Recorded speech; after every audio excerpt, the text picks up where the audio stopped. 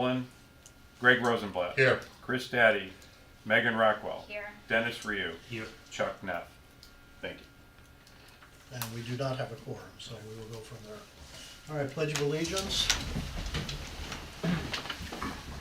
I pledge allegiance to the flag of the United States of America and to the republic for which it stands, one nation, under God, indivisible, with liberty and justice for all.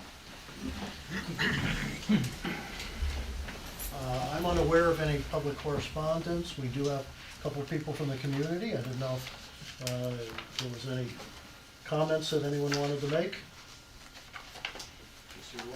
I had comments and questions about the redistricting plan, but is that appropriate to ask after the presentation? I would be glad to allow you, particularly considering you have a very big stake in Yeah. that.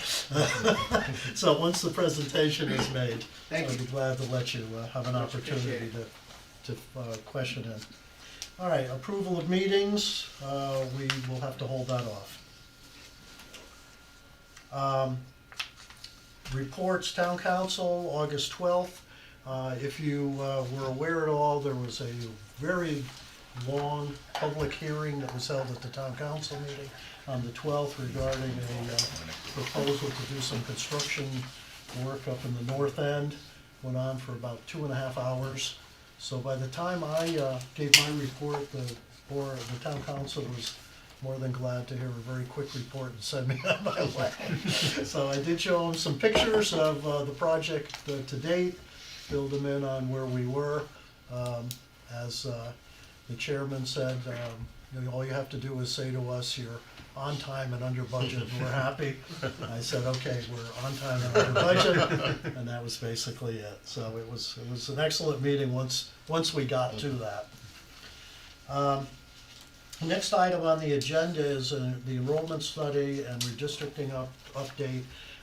Just as a comment, particularly to the public and to remind all of us, the Next Generation School Building Committee discussed this issue a while back and decided that they should pay for the study because it is due to the construction of the new schools that we will need to do the redistricting, at least in part.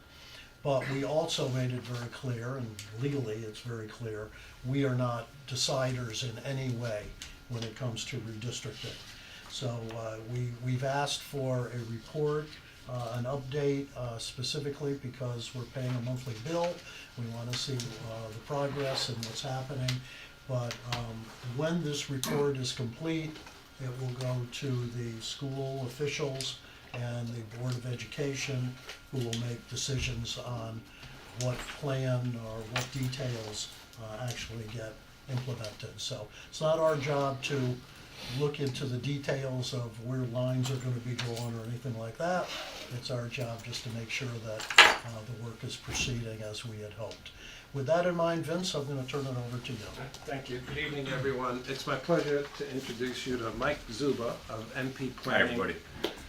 Who was selected after a bid process to conduct the enrollment and the redistricting study. The one thing I will add to what Rich said, one of the important factors Mike is looking at is, well, what's happening in enrollment over the next few years, and do we need to make a decision to add on to the construction now because enrollment's going to explode. So I won't steal Mike's thunder on that point. He'll present it. And then Mike, I do want to put this out, and Mike, you could set up if you're ready, but there was an initial redistricting scenario that Mike updated, and I know that was released, but I want to assure everybody it's preliminary. If you live in Courier Woods or the area surrounding Barnum Elementary, you're not going to Highland. I know that's what was reflected there. Mike will explain why it was done that way. And with that, Mike, I will turn it over to you. Good evening, everybody. I think Vin covered a lot of it. This is just kind of an initial update. I want to let you know kind of where we're at in the process. We begin work. Oh, it's a little fuzzy there. Keep the plug in there. We begin work back in the late spring, and in order to be able to get into kind of the redistricting process, I know there were several questions that need to be answered. One of those is getting in and updating the enrollment projections. What does the 10-year forecast look like, especially at the elementary level? That involved digging back into housing information, demographic information. The last update that I had done on this was back in the spring of 2022, and what you'll see as part of the kind of the first option we just tested was going way back to the grant application. So it was, I believe it was scenario 6 we had called it back then, working with the earlier version of the school modernization committee. Then that accompanied the school grant application, and so, you know, by no means are we saying this is a redistricting plan. It was just really kind of testing that old plan 5+ years later to see how it fared and what kind of adjustments we would want to make. So with that, we'll kind of get right into it. I touched on a couple of topics as part of our agenda for tonight. Whenever we get into a process like this, we like to look back at the old projections. So I mentioned, you know, these were prepared well over 3 years ago. Back in the spring of 2022, the state requires that you use the October enrollment annually to do those updates. So we wanted to go back and see how that performed. And, you know, there are some changes over that time period. By and large, it's tracking pretty well. We did note that the elementary projections were coming in below the high model. The high model is the one shown in the light blue up top, which is good news, because what that is that's kind of what governed that high model, what accompanied as for the grant application. That was the enrollment report. So what those design capacities were based off of, and that planning work was all done benchmarking against that higher model. So as you can see on the far right, that K6 is tracking about 90 students lower. Some of that is due to change in kindergarten start dates from last fall, where you'll see we have a larger delta there on kindergarten for all the models across the board, really due to just only having 8 months of births feeding into the 24-25 kindergarten class. So, you know, some of that was the birth start date change for kindergarten, and some of that was just some lower in migration that we saw. So that's where we really began kind of digging back into the information. Cheshire, you know, being a very stable residential community, birth rates have a great, they correspond well to kindergarten 5 years later. You will note, if you try to kind of make comparisons, everything pre-2019 is calendar year. So everything before last year's K cohort, which was fed by 2019, is based on calendar year births, and everything going forward to the right is based on the new tabulation requirement, which really runs that September through August. So all new kindergarten projections need to factor in not a calendar year, but the new window for entry age into kindergarten. The main point I wanted to highlight is your next 5 kindergarten classes. As you can see, births are elevated a little bit over the last period of time. Not tremendously high, but they're higher than they were in the prior 5 years. We did have a little bit of a dip in 2022, but that rebounded back up into that mid 220s. Your recent peak was 228, and that's going to feed the kindergarten class of this year, who's already been seated because you've gone back to school. In order to backfill in our next 5 years of kindergartens that we don't know about, so, you know, once we kind of run out of those known births, we have to project births. That's where we ran a high, medium, and low model. And for all of our high, medium, and low, you'll see low is shown in red, medium shown in green, and in blue is shown high. So all 3 of those models are projecting births to be anywhere between 210 and really 230 over the next 5 years. So really building off of that higher period of births in the last 5 years.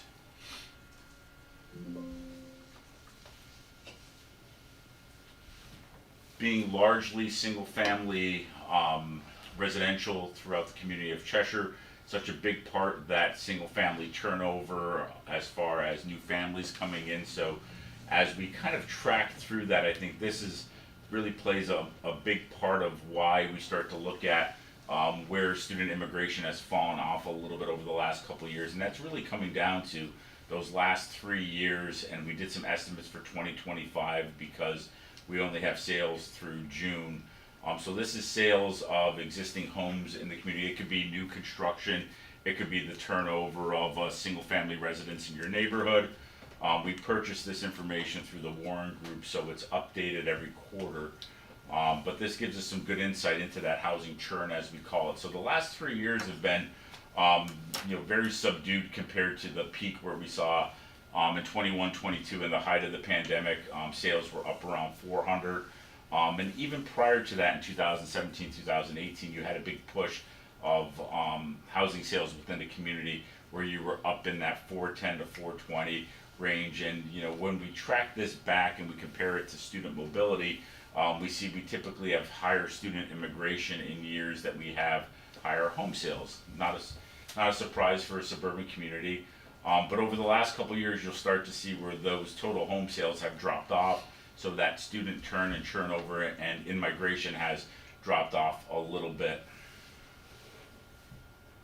Mike, if people have questions as Please ask it. This is very informal. And I know I throw out a lot of information, and I kind of speak to this all the time. So if there's something that you want me to clarify or dig a little deeper on, I'm happy to do that. This is probably the most unusual in my 25 plus years housing permit chart that I've seen. A lot of times you have some peaks and valleys, right? It's development, right?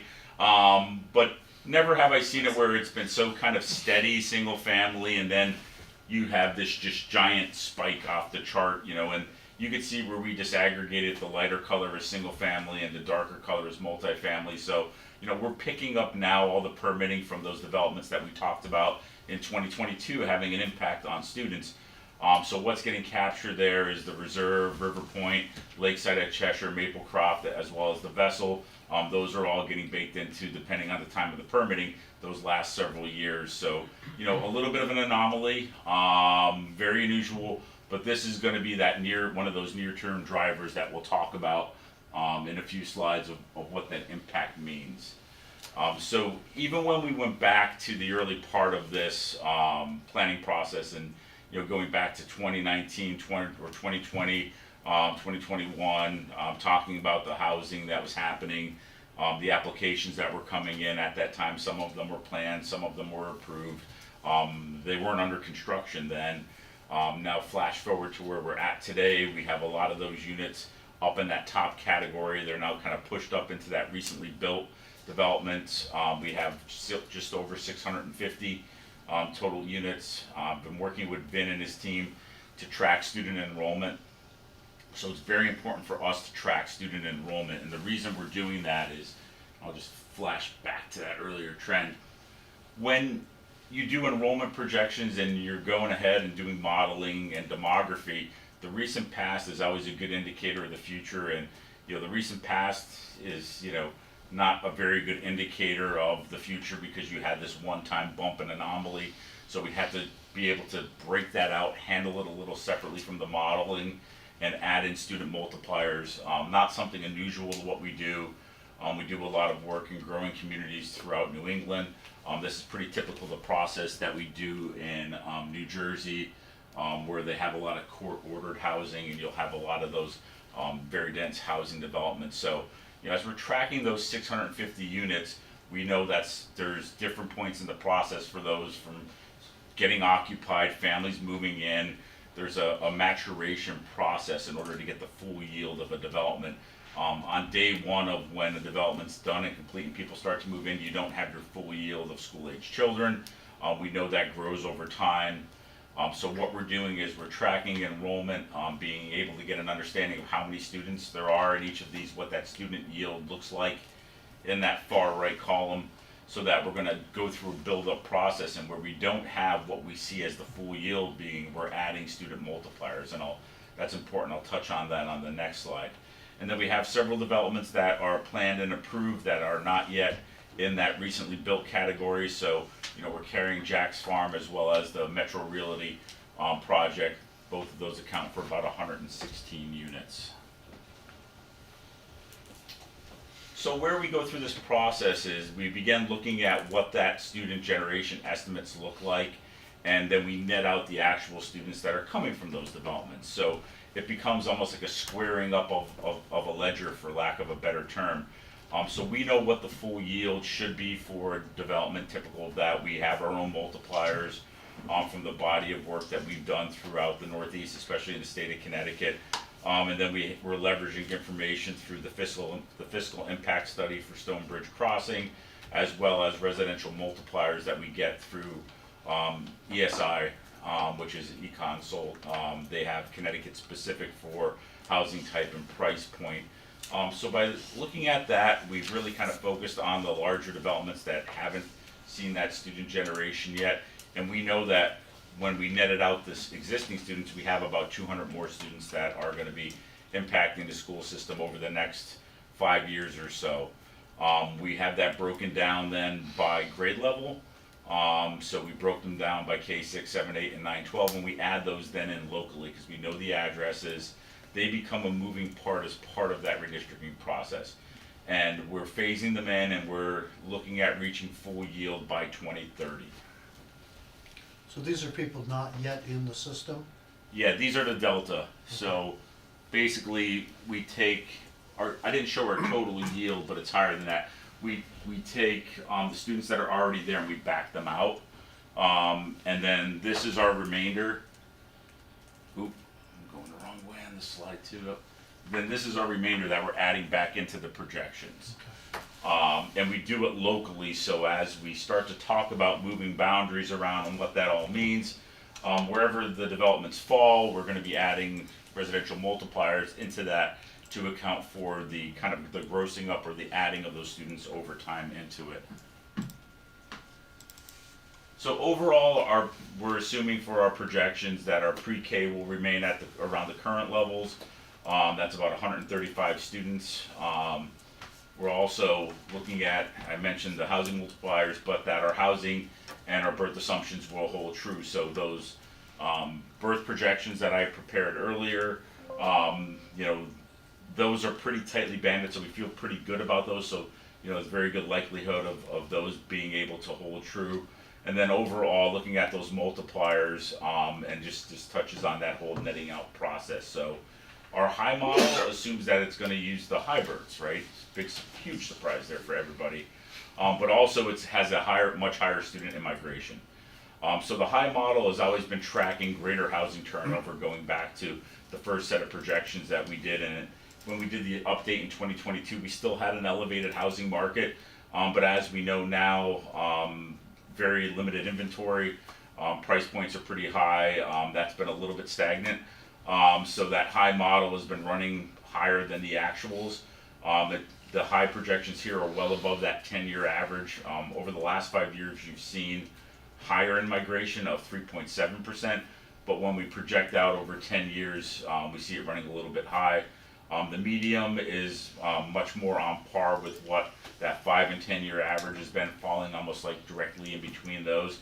And then the low model is below both of those and is actually slightly above the 10-year average, but well below that 5-year average.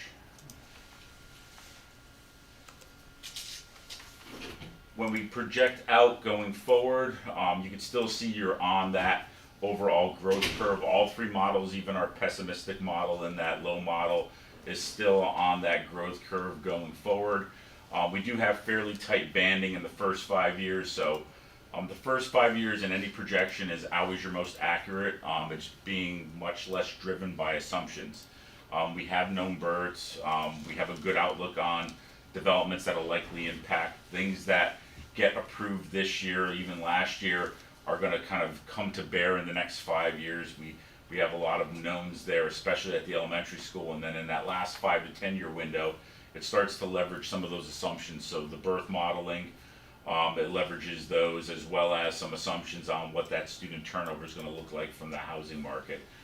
So we're banded in those first 5 years between 4,760 and 5,050 students, and then that band grows a little bit wider as those assumptions take over, where we end up with about a 600 student band in the last year of the projection horizon. And going through all of the conditions and factors that are driving the enrollment, I see the medium model being the best. That's one that's going to align with the redistricting process. There's plenty of data points in there to kind of lead us to that. But we'll kind of keep an eye on that high model. I don't see that low model coming to bear as part of that. Getting into the individual schools, we've prepared district-wide projections.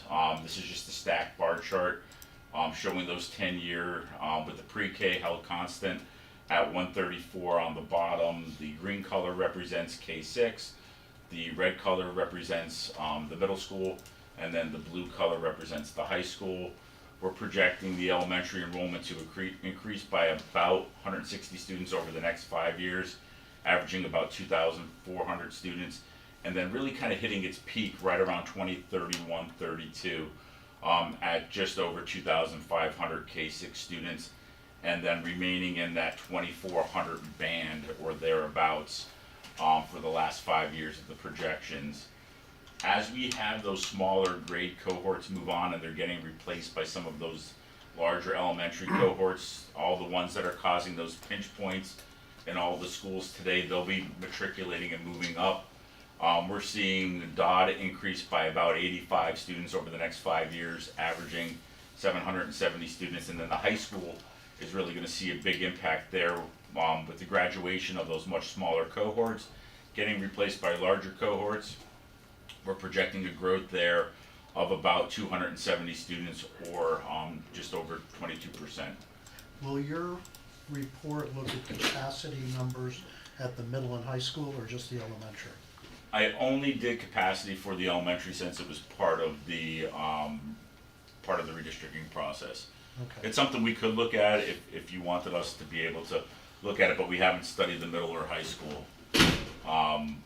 And I'm not even sure, because I remember going back to the early planning, I can't even remember what the capacity was for those two buildings. at Well, I'm the not time. certain from our point of view, Yeah. we're just focused on On building elementary elementary schools and schools, yeah. making sure we can house those students. But as I'm looking at these numbers, I don't know what impact those middle and high school numbers have on the town of Cheshire, and whether the schools are gonna be able to handle Yeah, those numbers. it's definitely a good point, especially when you look at getting up over 1,500 or so at the high school for a number of years.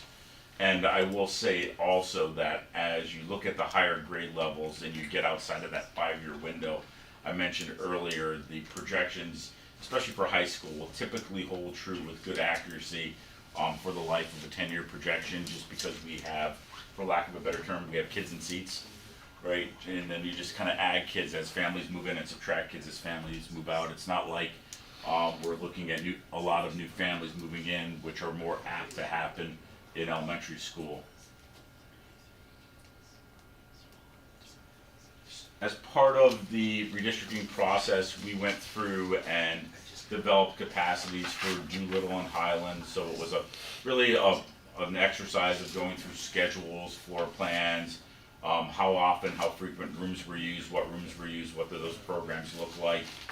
We used the ed specs for both Barnum as well as Norton as sort of the baseline model for each of those schools, and modeled the space out accordingly for each elementary school, looking at how many sections per grade and what loading levels were used at each of the buildings. In Cheshire, we applied an efficiency factor of 90%, so whenever we're going through school facility planning, especially at elementary schools, you can never really kind of hit that max capacity.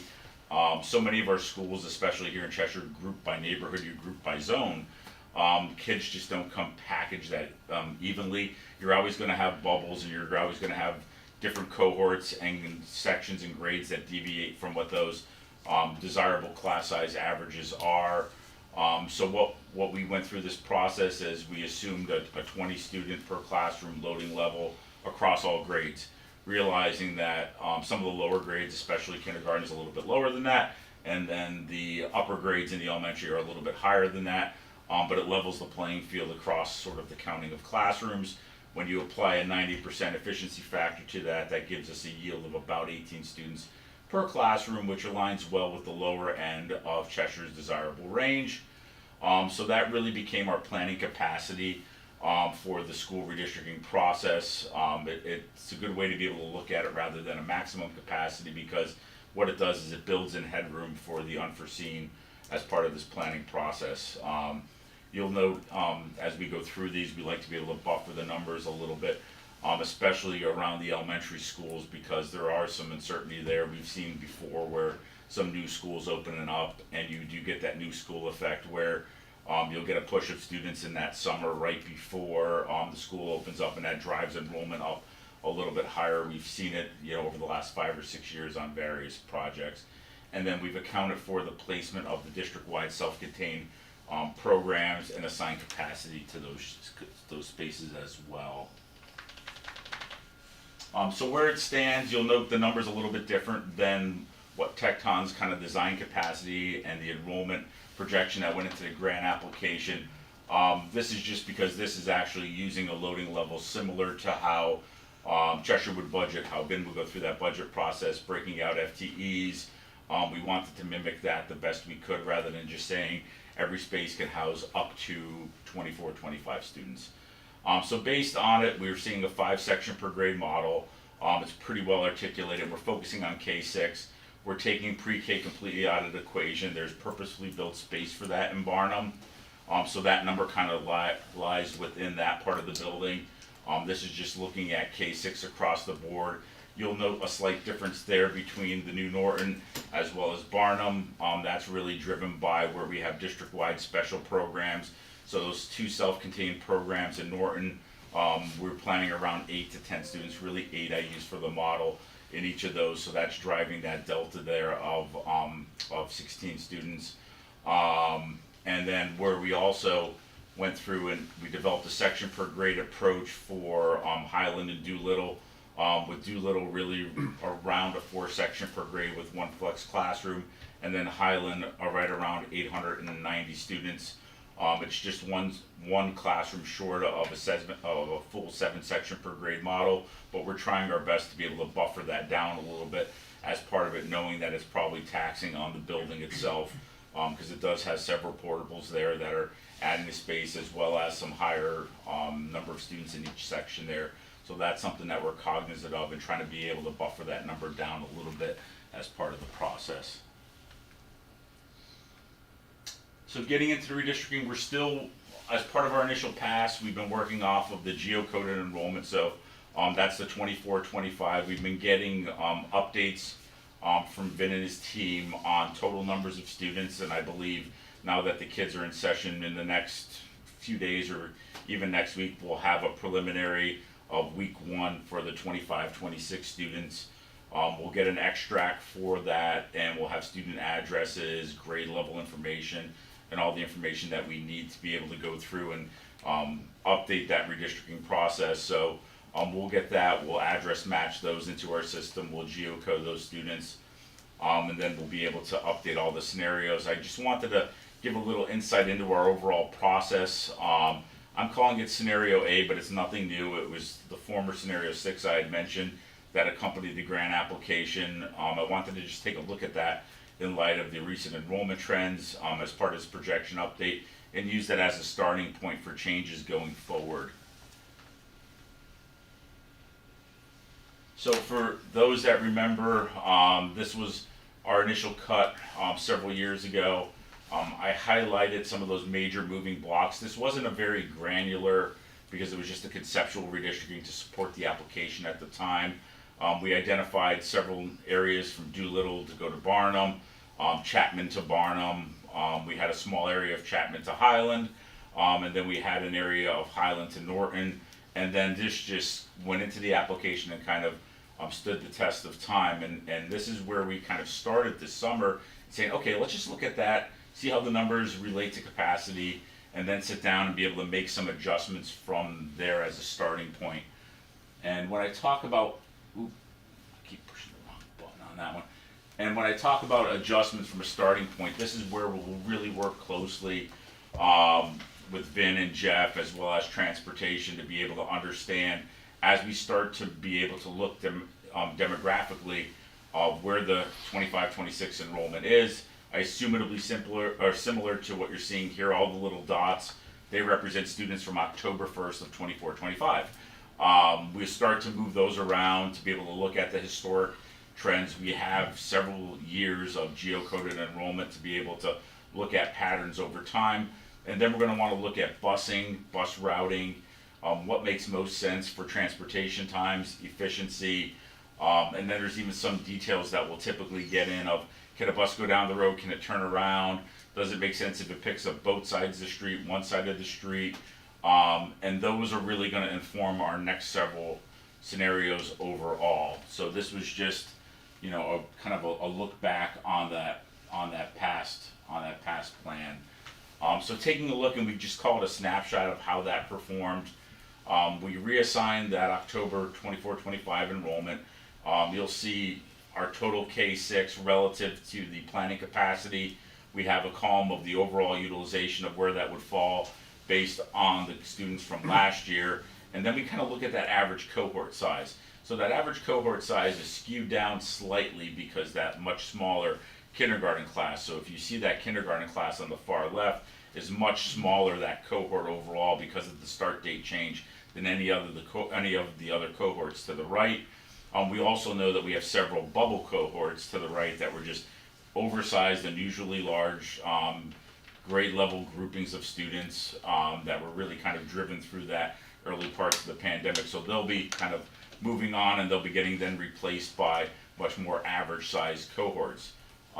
What this doesn't layer in, and we layer in on the next slides, are getting into those student generations. So, you know, as we look at this kind of typical map behind this, and I'll just talk to it on this map, we have push pins of where all those developments are. So as we change boundaries, those developments, and most of them are up in Barnum, or the most impactful ones are up in Barnum, we're assigning those students into that. So those are future students that aren't yet here yet, but we're counting for as part of that projection process. What we're accounting for on the left right now is just the existing student body. So what we want to be able to look at is just the areas of change relative to the students. So this is typical of what you'll see throughout the process, where we have the current school on the left and then their future school on the right, or going across the top bar there, looking at what that overall impact is. Where you see some smaller number of students, that's just denoting where we have groupings of singleton students who are likely out of area placements or out of area exceptions, but not really part of the major redistricting elements. Where you see the much larger percentages, that's noting where we're seeing some significant changes overall. Could I ask a question on that? Yeah, go ahead. You mentioned like busing is just one part of it, and I was curious on two parts of the busing, and obviously it's not like a major driver of it, but do you assume that everybody that is eligible for busing will be bused? I'm not counting the actual numbers that are busing. I'm working with the transportation on bus routing. Okay, and And then does that routing take into effect, I think what you're saying then is like certain routes would have to go down Route 10 the whole time, or 68, and like there's ways to do busing that are traffic efficient and not traffic efficient. Yeah, that's why we're relying on the district's expertise on all of that. So as we kind of go through and look at it from a demographic standpoint, from do we have the right number of students, and is it going to be a boundary that demographically is going to withstand the test of time? So, you know, we're also looking at where development's likely going to occur. We're very familiar with the development patterns in town, kind of buffering certain areas a little bit more. Then it's layering on and say, is this the most efficient way to pick the students up from a busing standpoint? And a lot of it will come down to where we've done this a lot in the past, where they'll look at it and say, oh no, that's going to cause 2 extra buses, right? And if you're familiar with school busing and budgets, the cost of buses is not what it.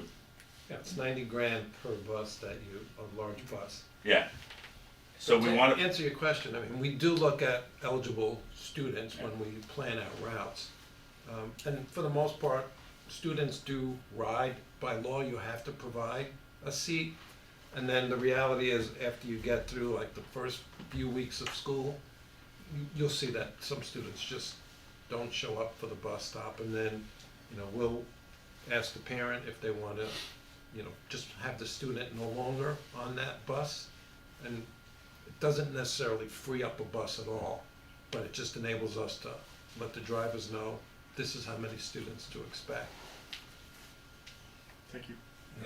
But that's a good question, and it's something that kind of gets down to a much more granular analysis than what was put together for the grant application. So, kind of looking ahead, this is where we start now. Taking those initial students in that 24-25 column was our jumping off point for the projections. Now that we're going to get preliminary 25-26, that becomes the jumping off point for projections.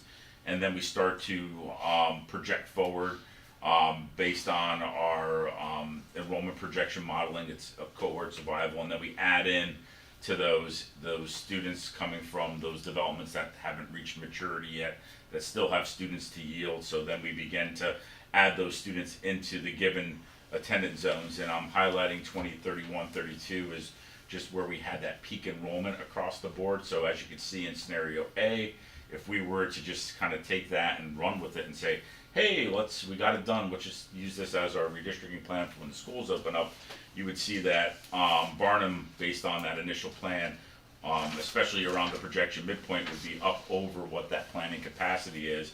And then we have some other buildings that are down in those low 80s, which is a little bit low for the enrollment there. We want to try to get all the schools that are much closer to that bottom bar, where we're showing sort of that district-wide utilization average. And what that does is that takes our overall capacity and divides it by our total number of K6 students, and we get a total utilization there, and we try to be able to band a little bit closer to that and buffer where we need to be. So especially for Barnum, and this one is only accounting for what we know from development. We know that there's land up in that part of the town that will likely see some additional pressures over time, especially single family.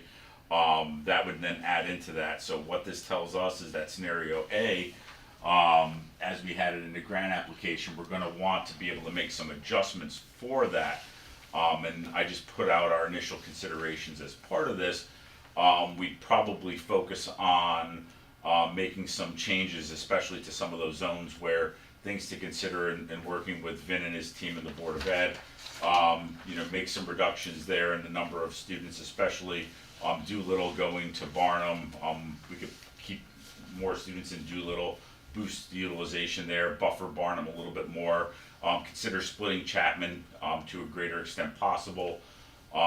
There's certain areas there that can probably benefit, especially from a busing standpoint and a transportation standpoint, while relieving some enrollment pressure there, and then also getting some additional students from Highland into Norton to better align that enrollment in Norton to the design capacity. So this is pretty typical of the process that we go through, where you take that first crack to get that detailed projections as part of the grant application, then you review it a couple years later and you say, okay, now that we've kind of looked at it, here's now where we want to be able to make some adjustments. You have more recent information, and then you start to now, over the next couple months, work through that iterative process as we look to be able to get those new boundaries put in place for the fall. And that's all I have. Hopefully I didn't bore you guys with a lot of I think the good takeaway is that the projections are coming in a little bit lower than what we had planned as part of the initial construction, so that gives a little bit more buffering space, which is always good as part of that. And that overall, I think where we could end up, especially getting back to this slide, and I think that's kind of what I focus on, is where your total utilization for K6 is falling right where we see in that sweet spot. Mid 80s to very low 90s% is kind of where we like a lot of our districts in Connecticut that group by grade have group by neighborhood schools, group by address. We want them to fall right in that 85 to mid 90%, because we know we have headroom there to absorb students into existing classrooms, and we also have space to account for some new developments if they occur over time. Our goal as part of this process is to go through the redistricting, you create a set of boundaries, and you don't have to redistrict anytime soon for the foreseeable future. We want to make sure that they're sustainable and they last. So where you start to see us making adjustments and buffering is really with that goal of not having to change boundaries again for the foreseeable future. Mike, as I recall, your contract says that you're going to develop 3 scenarios. Yes. And I assume they're going to be fairly similar. You're starting from the, where students are enrolled presently, and then just working around the edges. But in the end, you'll have 3 scenarios that you'll hand to the school district and the Board of Ed and say, Yep. these are workable, and here's the pros and cons of each one. Here's the pros and cons of each one, and yeah, that's a great question. It's a great point too. There's never one magic one, right? There's never one that like I've ever said, "Wow, this checks every box," right? There's always a rub on them, and sometimes the rub is, well, it moves more students than we thought, or it moves some areas that we didn't think were going to get moved, and sometimes it's a scenario that, you know, well, this is good, but right here's the major consideration for it. So then it leaves it where you can kind of see what those pros and cons are, and you work with what works best for you. Have you done that before, where you've had multiple scenarios? Yeah, well, typically a couple of them will kind of rise to the top. One you'll look at it and say, well, this is either doesn't work or it may not be palatable, right? I think the palatability is another consideration, but typically we'll bring 2 or 3 to a board and have them pick which one that they think suits best for adoption as I part of didn't the know if when process. parents looked at it, they'd say, take that other scenario because this one doesn't disturb my kid, and you get Well, that that's where back and forth. you don't get into that back and forth because it's always the reflection of how it impacts their family or their neighborhood, right? So what we'll have as part of this is our guiding criteria of what we're trying to accomplish as part of it, and we kind of look at that criteria and we say, okay, which of these serves the community the best? Because if you go to a public meeting and you say, well, what do you think of this one? And the one family will look and say, I love this because I get to go here. And another family will say, I hate that because I don't get to go there. So we look at the public informational portion of this as more of an FYI, giving information out there rather than saying, hey, what do you think of the boundary, right? Because you're only going to judge it based on, and it's natural, right, of your own personal impact on it. So I think that's why when we go through it and we say, okay, is it getting us to our enrollment targets? Do we have enough space long-term in the schools? And what is it impacting class size or transportation? What is our likely transportation cost at the end of the day between these?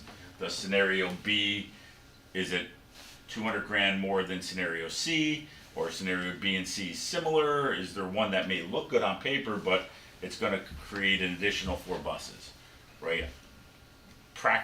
Looking at the practical standpoint, that really can't fly, right? So it becomes that balancing, and even some of them we'll run through and we'll look at them and say, okay, now based on this, it looks pretty good, but it's going to require some additional staffing, right? We can save a couple FTEs if we go with this option versus that option long term, and those all have big impacts on the viability of them because there's major financial considerations. And what is the timeline? When do you have the? I think Expect them we to had report talked back. about towards the mid-late fall of having the options to the board for decision making. So end of October, early November, middle of November, in that time frame for decision making process. Well, not that And far from now. Yeah, the reason why we do that is because you can't do your budget if you don't know where the kids are going to go and you don't know where the buses are going. So we really want to be able to get that completed by the front end of that budgeting process, so you're planning around your 4-school elementary alignment rather than your current elementary alignment. Well, I know there are a number of parents out there that are, Yeah. anxious waiting for, for that information. One last thing, and then I'll turn it over to everyone else. If I heard you right, the present kindergarten number is less partly because of the date change from December 31st to September. And I would just say, if that's the case, they need to have a big asterisk there, because people are gonna look and say, oh, look, the numbers are going down here.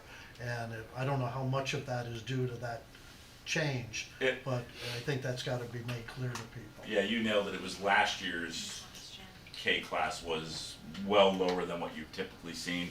And now this year's K, and I'm just quoting a number from a couple weeks ago, I believe it was right 320, right? Right around there. Bigger. So it kind of made up for it. It was just, you're gonna have See it, yeah. you're gonna have one cohort that's always gonna be smaller, right? That was where you only had 8 months of births go into that kindergarten. That one little cohort's kind of moved through, and then you'll have a bigger cohort right behind it, and then it returns kind of to normal of the normal Yeah. demographic. I just didn't want people to look No, at it say and say, we're declining. yeah, Yeah, exactly. yeah. No, that's definitely not the case, but I could see where somebody could think that. Okay. Thank you. Thank you. Before I begin, as we're always told on the board, I am but one of 7. I do not speak for the board. I speak for myself. I just wanted to start with the assumptions. So number 1, were you assuming that at Highland that the new trailers would remain in effect, or that those would be going away? Or as far as when you're deciding capacity? I assume that the trailers would remain at Highland, but they would not. But that did not change my instructional classroom count. It's just how you're utilizing some of the other spaces. Okay. Vin, was that, where, I thought those were supposed to be temporary, like that, Well- several years. They are, but they're built permanently. From a planning point of view, from a capacity point of view, we're still gonna take the Highland population down. So Right. those portables can be used for other services like PT, OT, special education. The older portables, which we didn't pull out, those could be used for some type of storage. And, I would say that Highland becomes actually a buffer if things really explode, but what Mike just presented, I don't think it presents a construction need at this time, right? Yeah. Hopefully that answers your question, Yeah. Adam. Yeah. Yeah, I didn't look at it as capacity generating space, but if they're there and they remain, they'll be put to good use is typically what we see. But we don't have, they're not, if they leave, it's not gonna change the overall capacity. I think even with the number of classrooms there, I think our just internal goal is to really tamp down the student enrollment there, because I think just 7 sections per grade is a very big building. Yeah. Yeah. Next, I didn't see Blackberry Place listed. That's 30 new houses that are gonna be coming online, let's say in the next 3 years, off of Marion Road. Did that get approved? He only had multifamily up there. Yeah. Okay, There's so not not single, so single-family. is any new single-family construction is a factor instead of a actual? I have a baseline for new family built in. I was not aware of that one though as part of it. So I'll So reach those are back. all gonna be very large Is that- houses. Andrew, has that been actually approved or is Yeah, that it's under. There's already 4 houses. there's already 4 houses in there? So I may have already accounted for that. I'll have to look into that one because that Yeah, one 'cause didn't I see, jump out. cause at me. that could be potentially another 90 kids coming in, cause those are all at least 4-bedroom houses. Yeah, that 90's high, but it could have an Yeah, impact. okay. Yeah. Alright, the borders that you're using here, Yeah. are those split streets? Like Country Club or Wood Pond, are those split down the middle, or are they assuming that the whole street is in one district or the other? By and large, on the throughways, it assumes that the entirety of the street is going to one. So the color that's associated with it, so if it's, let's Yeah. use Country Club as the example. So that's gonna be included in Highland and not at Barnum in this example? In this example, all of Country Club is in Highland, not in Barnum. Okay, But for example, Higgins Road is actually a split street, so we kept that existing boundary. By and large, it's a split street over on this end. On this end, it's not a split street. So okay, wherever we had some existing split streets, we kind of kept those figuring they made sense. But wherever we're creating split streets, or where we're butting up against some unique cul-de-sacs, those are all areas, and this hasn't gone through it yet, because this was part of the initial planning. We need to sit down with transportation and say, if they come in here, can they make a left turn coming out of there? And then that's gonna have refinements to all those boundaries. gotcha. Yeah. Let's see. And then lastly, and I think Ven said this at the beginning, probably know I was gonna ask the question, it was about Courier Woods. Courier Woods is like basically across the street from Barnum, but it's in the Highland District in this map. Yeah. We just built all new sidewalks coming up. Jarvis there, where Yeah, all those right, kids can yeah. be walkers. Right here? Yeah. Yeah, and that's one of the areas I had for kind of next steps for consideration, and this was, this was an old map, right? Of saying it doesn't make much sense to go from here to here Right. when you can go from here to here, especially when you're taking a bus from here to there, right?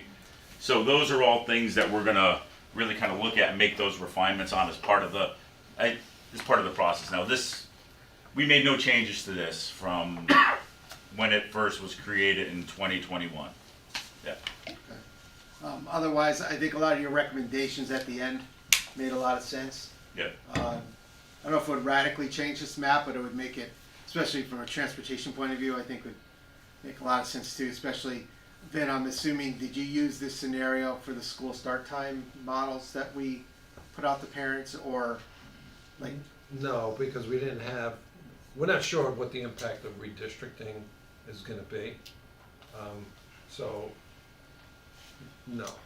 But those start times, you had a general idea? essentially, they're not changing.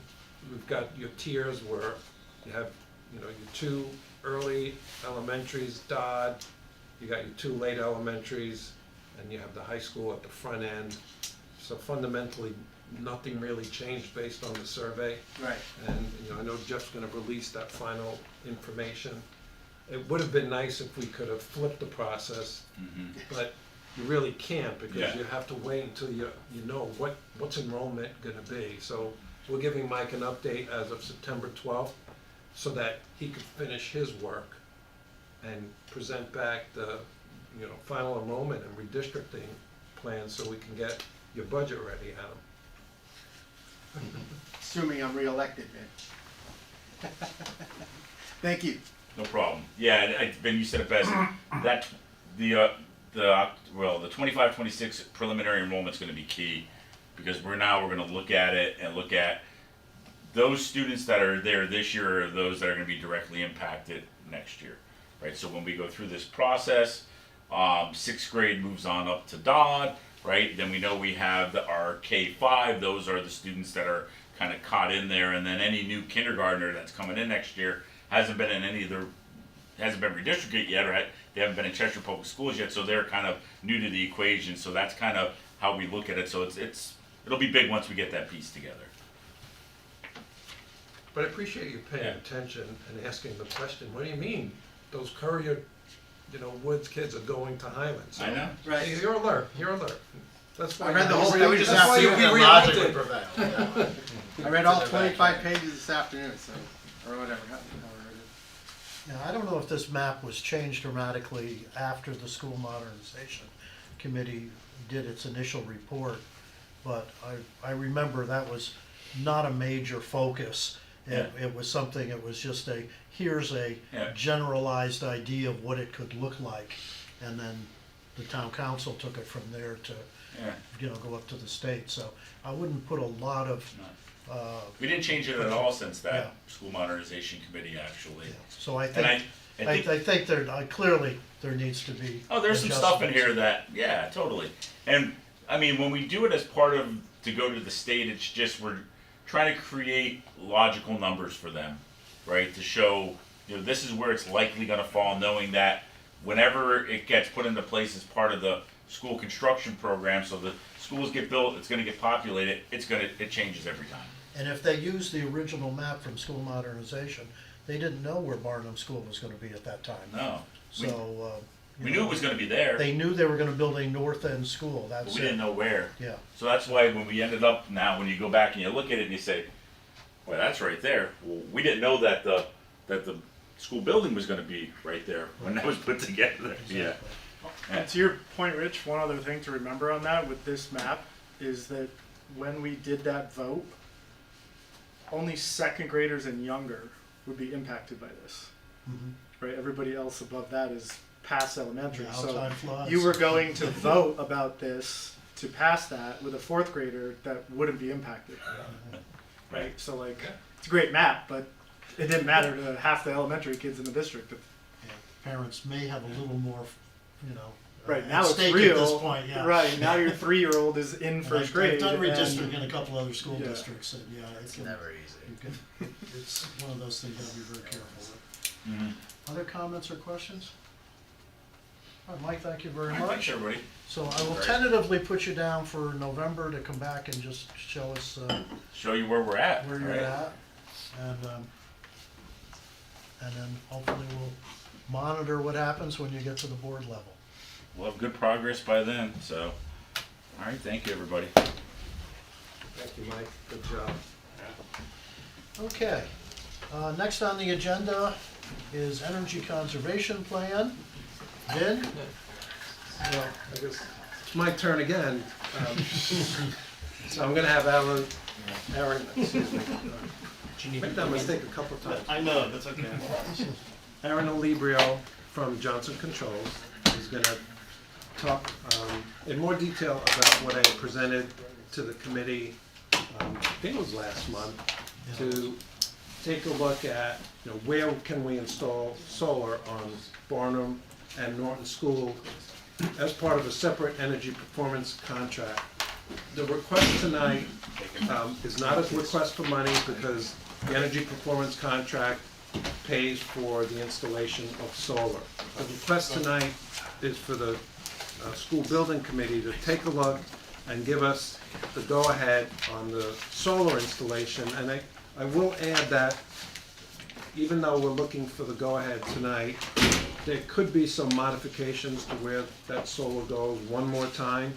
But the size of the array is important to us because for both schools as of right now, pretty much the electricity generated from the solar panels will be sufficient to run the entire school. And that was the goal at both schools. Barnum, in order to achieve that, we couldn't use just roof installation. So that is the purpose of Aaron being here tonight. Aaron's been with Johnson Controls for many years. We are very far along with the overall energy performance contract, which includes not only these two new schools, but also adding solar to the high school, Dodd, Doolittle, and Highland. And also as part of this contract, we would add a fuel cell powered by natural gas to produce electricity for the high school. Are you good? We just need to turn it on. Okay.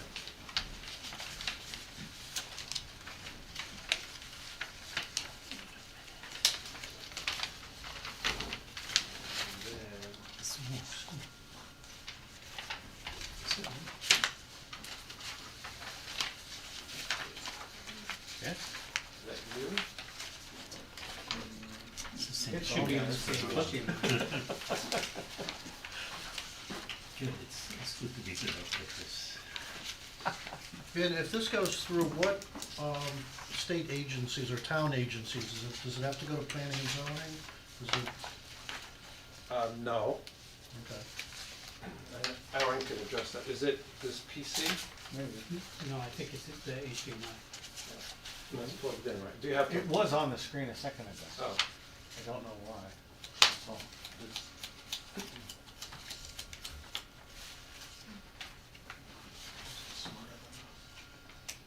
Come on, baby. There it is.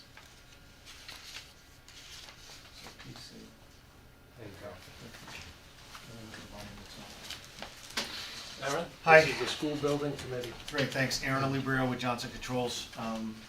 So we'll present, the project to you here specifically with the two new schools. And in the handout, slide 5 is wrong, just so that you know. Yeah, we know. I printed it and then, I only actually printed first 10 pages of many more slides here, just to show some visuals. But yes, that is incorrect. And so, it's a little difficult to try to get some without some renderings, and I know you have some good renderings in this one up here on the wall that we have, but without a building to be able to show it. So, this is the carport located on the, I don't know if that's the south side, but on the left-hand side, as we're looking at from the front, where it's, I believe, space for the teacher parking, if you will.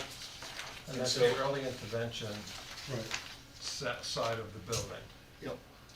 And so I'll show you some pictures of carports, but I mean, the goal here of the entire effort for the performance contract is to try to leverage programmatic deals on renewables, go fast before we get the impact of changes in local regulations and then federal regulations. So if we weren't moving fast, we would be facing the FEOC, so the foreign entity content, which would increase cost of solar because most of this stuff is produced overseas, and we'd have about 25 to 20% change.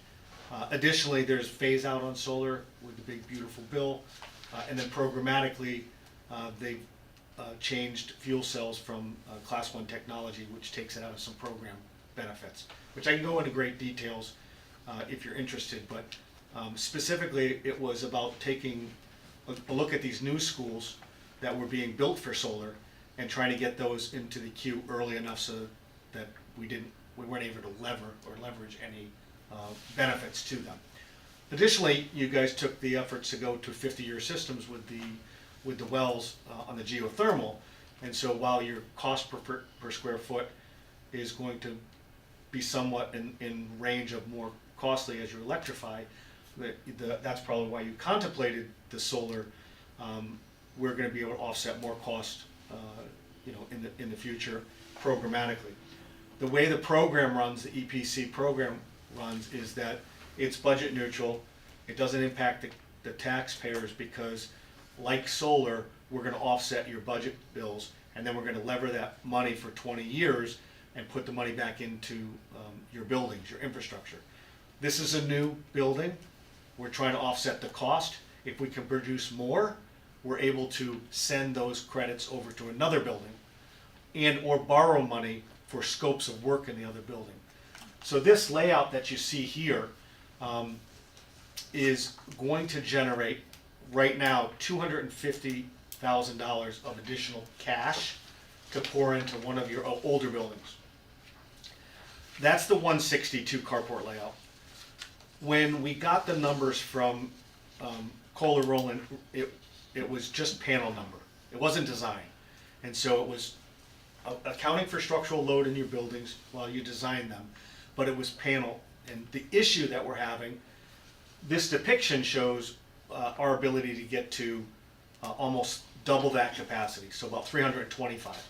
So this solar array is going to contribute almost $500,000 of unidentified scope in your other buildings. Okay, that's a lot, and it's part of the process. So I'll reiterate that as we go a little bit more. But the ROI on this solar for here, you'll be able to, over the 20 years, is identify some older HVAC equipment. Let's say it doesn't have any savings, and the cost is $500. You can get that basically installed for free. Okay. If So it does are you have saying this savings, will take us not beyond net zero? To So a the point where entire- we're actually the making entire money? Yeah, so the entire, let's not contribute to making money yet as it's being finalized, but to offset your electrical bills across the building stock, across the schools and across the town. And I'll go through the other ones. And I know I got to the first one installed because this is obviously a new school, and I heard potential feedback. I wasn't aware of this, but maybe early on they talked about having this in the front of the building. I've been doing this long enough. I almost got hired to rip out somebody that had done that. I live in Manchester. It wasn't in Manchester, but a neighboring town where a solar vendor somehow got it approved and they put it right in the front of the building. You couldn't see the name of the building, and while the economics were there, I mean, it was terrible. Anyway, we're not trying to do that. This is on a spot. There was some information potentially about putting it over, the playgrounds. These are all options, and I'm assuming that this is a walkway that goes around. And so I had mentioned to Vin, if we need a little bit more space where there's, an appetite to do it, we could probably do a carport over there with a couple picnic tables that create shade out there, shielding. You'd find that to be, and everybody looks at these, and the first thing is, and then all of a sudden it becomes part of the landscape. It becomes a part of the carbon footprint and the reduction in electricity and good stewardship. There is an educational component that is going to be brought in this, from kiosk and educating the kids.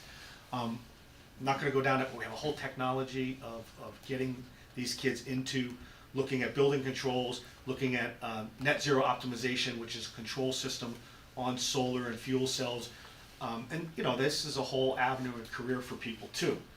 But that's where we're looking to put it, as well as on the roof, and you'll see that in some of these other slides. And back to the design and the issue of why we need to do carports. We want carports in there to make sure that we can get you guys down to producing all your electricity. Oversizing this a little bit more is back to where Colin figured out the number of panels, but they went edge to edge on all of their analysis, because it was done early. So they just went edge to edge. We're gonna have setback requirements, and one of the things I was talking about, earlier was, this is the same picture that we started with before we had the drawings. It's the same location, it's just the geographical shot that we were able to grab before we had the prints preliminary early on in the stages. So it's relatively the same. And then the Barnum Elementary.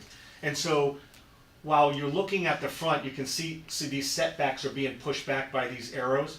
This was the first drawing, but they'll be pushed back a little bit more, and they'll be low profile. So they'll be standing off about 5 to 7 inches, 10 inches roughly. And so when you're standing in the front and they're on that side, and this is to maximize the production, and so while it's not on the other side because of the orientation, you're not really gonna see that. It's gonna be a line, architecturally up there. And so oftentimes you'll see some that don't look that appealing that are on, angled roof staring right at you. And so that's not the case because of your design and because of the orientation. Are these flat? Yes. They lay flat. They're not gonna be tilted up. Right. That's, I think, your question, yes. Can you go to the site plan? The one before. Justin, when you come from Jarvis, aren't you looking down on that parking lot? It is, the parking lot is a lower elevation. So you're gonna be staring at those panels. What's the size of that structure? I don't have the exact It's gigantic. dimensions, but it's gonna cover that whole area pretty much. From Jarvis Street, you are above the elevation of some of the roof lines of the building. So, yes, you are coming down. There's a pretty significant grade coming in from both Jarvis Plus, and Marion. the carport's gonna have to be at least 14 foot clear for the fire trucks. Yep. Ick. Just an opinion. Yeah. Justin, where is the cover for the playground, the pre-K playground? Of the building that we're paying for? That little rectangle right in front of him. Right here. It's just that small area? Yeah. Okay. So when we were just talking about this after one of the OAC meetings, and it was brought up, hearing from some of the Darcy folks about, we do have we did accept an ad alternate to put a covered play area. Obviously, I think it would need to be targeted in this area and potentially larger, but that's an opportunity that may be worth exploring for those areas. And I think there's probably a sensitive way to do it, or at least, I think we definitely have a driving route around so in this site plan, north is to the right of the screen. So that walkway is a drivable surface that will allow us to get around the building. So somewhere along that route may be an opportunity. Yeah, and I was kind of saying before, I pictured this as, I first thought it was a driveway, it's drivable, but it's more sensible as a walkway. It's a which is- pedestrian way, Yeah, but it can be 99.9% of the Yeah. time. Emergency access. Some of these could be laid out, in this fashion, instead of putting it all right there. I think what we have to consider and understand is that while we're driving fast, we're putting this into programmatic by the 15th. And so we're going to put in for the amount to do it. The location doesn't matter. It's all sensitive to the building site, which is the address, and the meter, which right now you have a temporary meter. So that's what's important. And then, you know, for the project, again, if the decision is to start taking stuff away, then we lose the ability to have additional funds for the larger project, which is under what we call a CEA, Certified Energy Audit, so that we're gonna bring those back at the middle to the end of October to add to the overall project. And so there's a lot of deferred maintenance and other work out there that I think the spirit is, you know, let's not come out of capital for it. Let's try to use this project to get as much done as we can that's, you know, remains budget neutral. Yeah, so if I just want to add to that for a minute. So one of the goals of this overall energy performance contract is there'll be some portions of this project that generate additional cash well above the investment. And our goal is to take that cash and do another project. The one that's been made a priority is we would like to take Doolittle School and give it air conditioning, right? Because Doolittle, after these two new schools are built and Highland's fully air conditioned, Doolittle would be the only school that doesn't have air conditioning. So that would be one place where we would take the additional capital from this project and invest it there. There are other items, you know, new boilers at the police department that have been made a priority. So I just wanted to And put a little it's bit an more. excellent point, because like I live this all the time, so sometimes I forget. So when it has a really good payback under, you know, 8 years or 6 years, and this is a 20-year project, we're able to lever those additional years to do projects that maybe have 40. The impact of adding cooling to a building, there's no savings, it's more cost. And so you can't get that done in this project. Your alternative is to make sure that you're doing things like renewables that have a quick payback, that are able to carry those longer items, boilers, and adding AC to buildings, and then you put those together so you have a viable project that remains budget neutral and preserves capital. So I think that's a really good way to I'll talk about add, it. I just mentioned Highland. When we air conditioned Highland in 2014, 2015, that was under our first energy performance contract, where we did a bunch of work, including removing, you know, Highland was heated by electricity since it was built from 1971 until 2014. And so by getting rid of the electric utility bill, we were able to go to natural gas heat and add air conditioning, and we came out ahead. So that's how Highland got air conditioned. We'd now like to do that for Doolittle. No, it's definitely a worthwhile endeavor. I would just be cautious about, we just spent, or actually Justin just spent a whole bunch of time designing this beautiful building that we're now gonna hide with solar panels by putting them on front of the facade.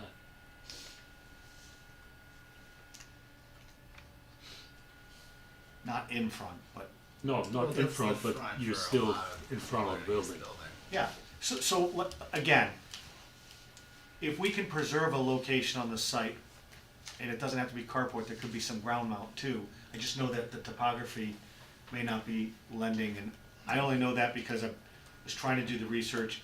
My guys were showing me the pictures, because they walked the site, you know, and I saw the site where the dumpster was, you know, up there, and it was a street shot, and I said, oh, okay, it's sloping down pretty I'm good. sure the turtles would appreciate having a canopy. Well, since we did make a big That's right. sandbox for them. That's yeah. right. That Just, would be a perfect spot. It's to the right of the, Over here? yeah, right of the basketball court. so just to give a sense, you can correct me if I'm wrong here, and I don't mean to step on your toes, in terms of the overall size of what would be required for a carport, but since I think most of these numbers correspond with the initial study regarding the kilowatts and correspond to Kohler Roning's initial study, I'll assume that their assumption for square foot of panels is probably similar. It's so- similar. So for the 162.4 kW carport size, they had assumed that it would be approximately 8,960 square feet of panels. Which, Sounds about right. okay, if that sounds about right, then just for a sense of scale of what that means for square footage, that's approximately 55 parking spaces. In terms of the overall, if you assume parking space is 18 by 9 feet, it's 162 square feet per parking space. So when you're looking at a site plan and you're seeing the box, you should probably more conceptualize the amount of parking where this is located. And that's about right. Yeah. So that's a very big structure. Yes.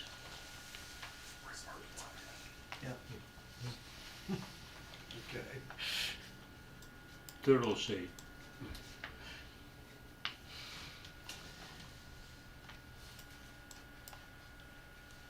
So that's not Norton School. And why didn't it update on? They just took Barnum and flipped it. Yeah.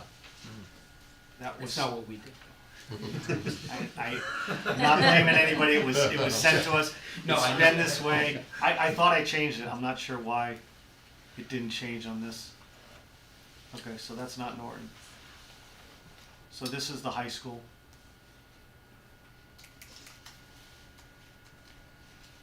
Have you done structural analysis on the high school yet Yes, for some of these areas? yes, we have, The West Gym, yes, really? yeah.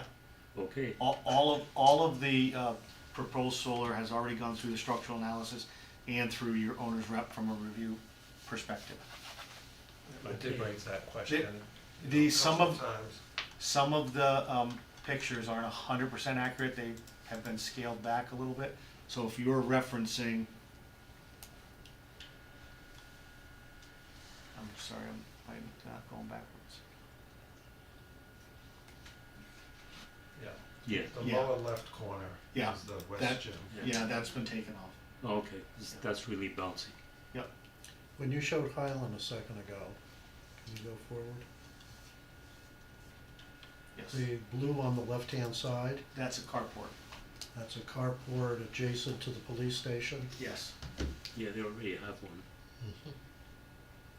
Yeah, the police station has it now. Ours will be better because it won't allow rain to penetrate. Yeah, we have nothing but problems with that. Yeah. We'll take their irradiance and produce extra power on yours. Some for cables. I think we showed this at the council, and they said that driveway In is the last off. presentation, did we had the Norton solar array, I thought.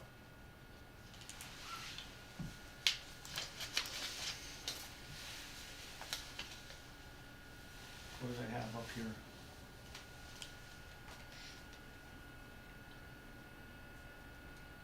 No, we just had, Yeah, no, last time, the one you did for the council, I thought had the Norton array. I don't know if you have that presentation handy.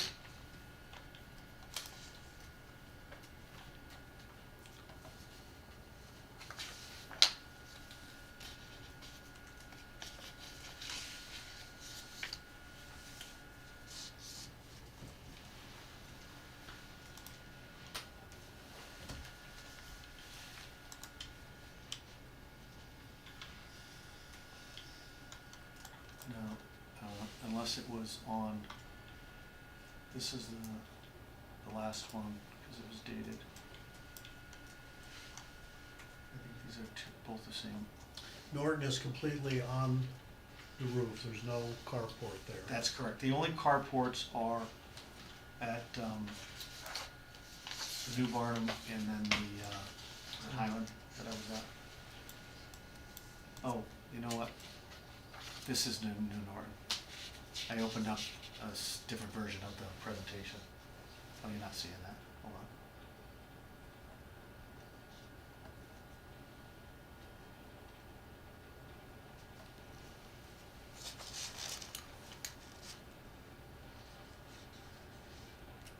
There. got the right building. So, that's the amount, and I'm sorry we don't have any of the elevations, but there are no carports on this. So, these are, I merged the two.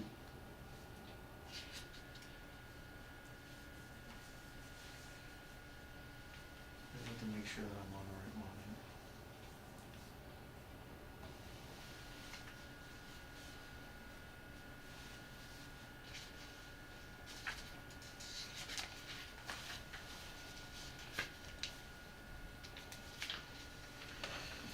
Well, And then, So since basically the size of the array is a little smaller than Barnum, but the building is smaller, we're basically doing about 75% of the roof yeah.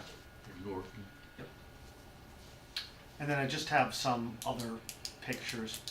You know, the carports do create a good opportunity to improve site lighting from a security perspective, and being able to light up, you know, the parking lot, as well as add structures to add cameras and stuff to them, and then it really provide a little bit more security than you would by just having the additional pole lighting. It's just an added benefit.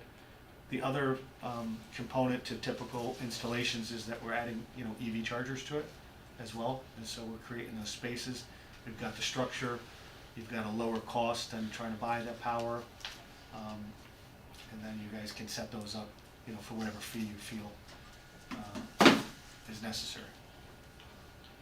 So these are some of the schools? These are just some other projects that we had done, Okay. just to show you some, you know, the variations in carports. You know, this one here was designed, this is right in Seymour. You've got the roofs and you've got the carports. Show you some of the site lighting, you know, opportunities that you have.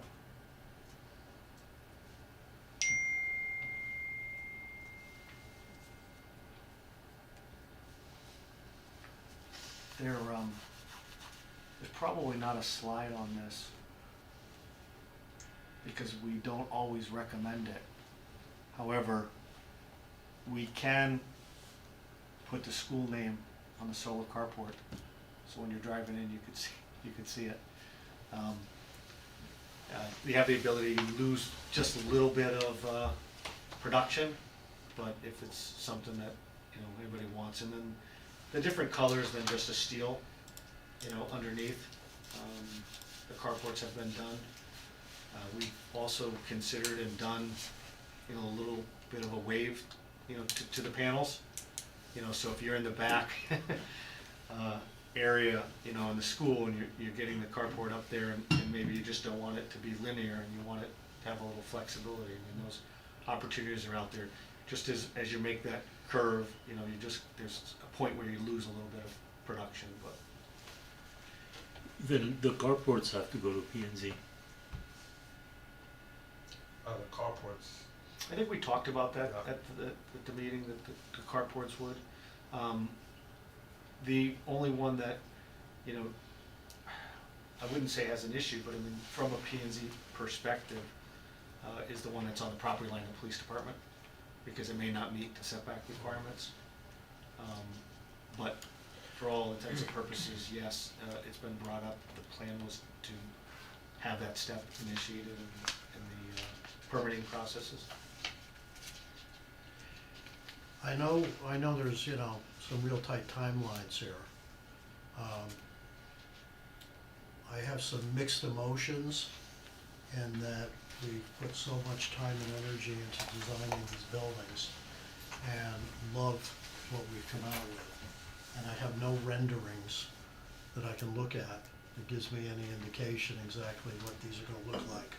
You know, I just have some sketches and that's it. And I'm strongly in favor and have spoken positively about putting solar panels on the schools and trying to get as close as we could to net zero. But I also don't want to do something that will detract from the look of the school. And without any kind of renderings or anything, it's hard for me to say, yeah, I strongly endorse it.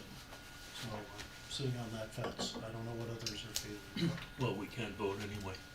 No, we can't vote. But I don't know that we have a vote. So, I mean, what we were looking for is just some general consensus tonight, because, you know, we have to sign a contract, we have time to adjust and change, and to the extent, if we do no solar, then it dramatically changes the contract. If you reduce the amount of solar, then the impact isn't as big. And when you ask renderings, you're looking for not only renderings of a carport, but the roof, the layout, and a rendering of the building with the solar. I would love to see a picture of the front and side of the building with the panels on there to just get a sense of what it's gonna look like, that's all. Yeah, But I want to turn it over to others. yeah, I mean, the renderings are, you guys did the renderings, so it's not a stretch to slap some solar panels on them so we can see what it looks like. I think it's gonna change the aesthetics, at least of the front facade, because all of a sudden, the one facing south is gonna look tilted, heavier than the one facing north, but that might be okay. And I'm with Rich. I mean, the idea is terrific, because that's basically what the entire premise of the solar package was going to be. But it needs to fit the aesthetics. On Highland, you can do anything you want. These two buildings, Because it's a flat roof? right, Yeah. tread carefully. And on the flat roofs on these buildings, that's fine, Right. because we don't see them from the street. But Ernest spent a lot of time and a lot of aggravation with me designing more.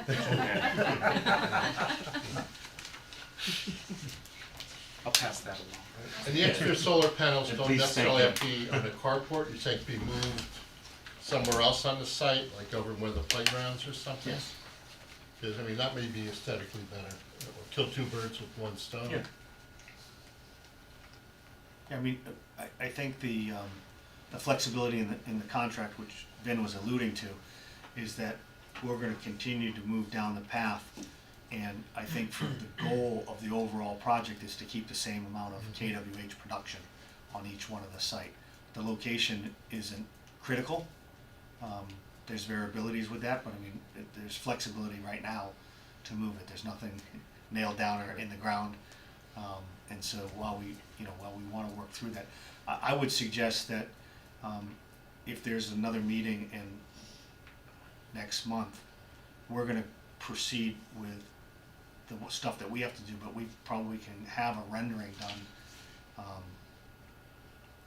that you actually can see. Because, by next meeting, I'll assume it's maybe at the end of September, or is there? That may be one in 2 weeks. Yeah. Maybe one in a week. Well, we're gonna have to do, at the very least, we'll have to do a Zoom meeting in order to approve invoices and things. I don't know if I would do I guess my suggestion is that we can work fast to get the renderings, in hopes that you guys, weigh in and the actual design then is a little bit more formalized.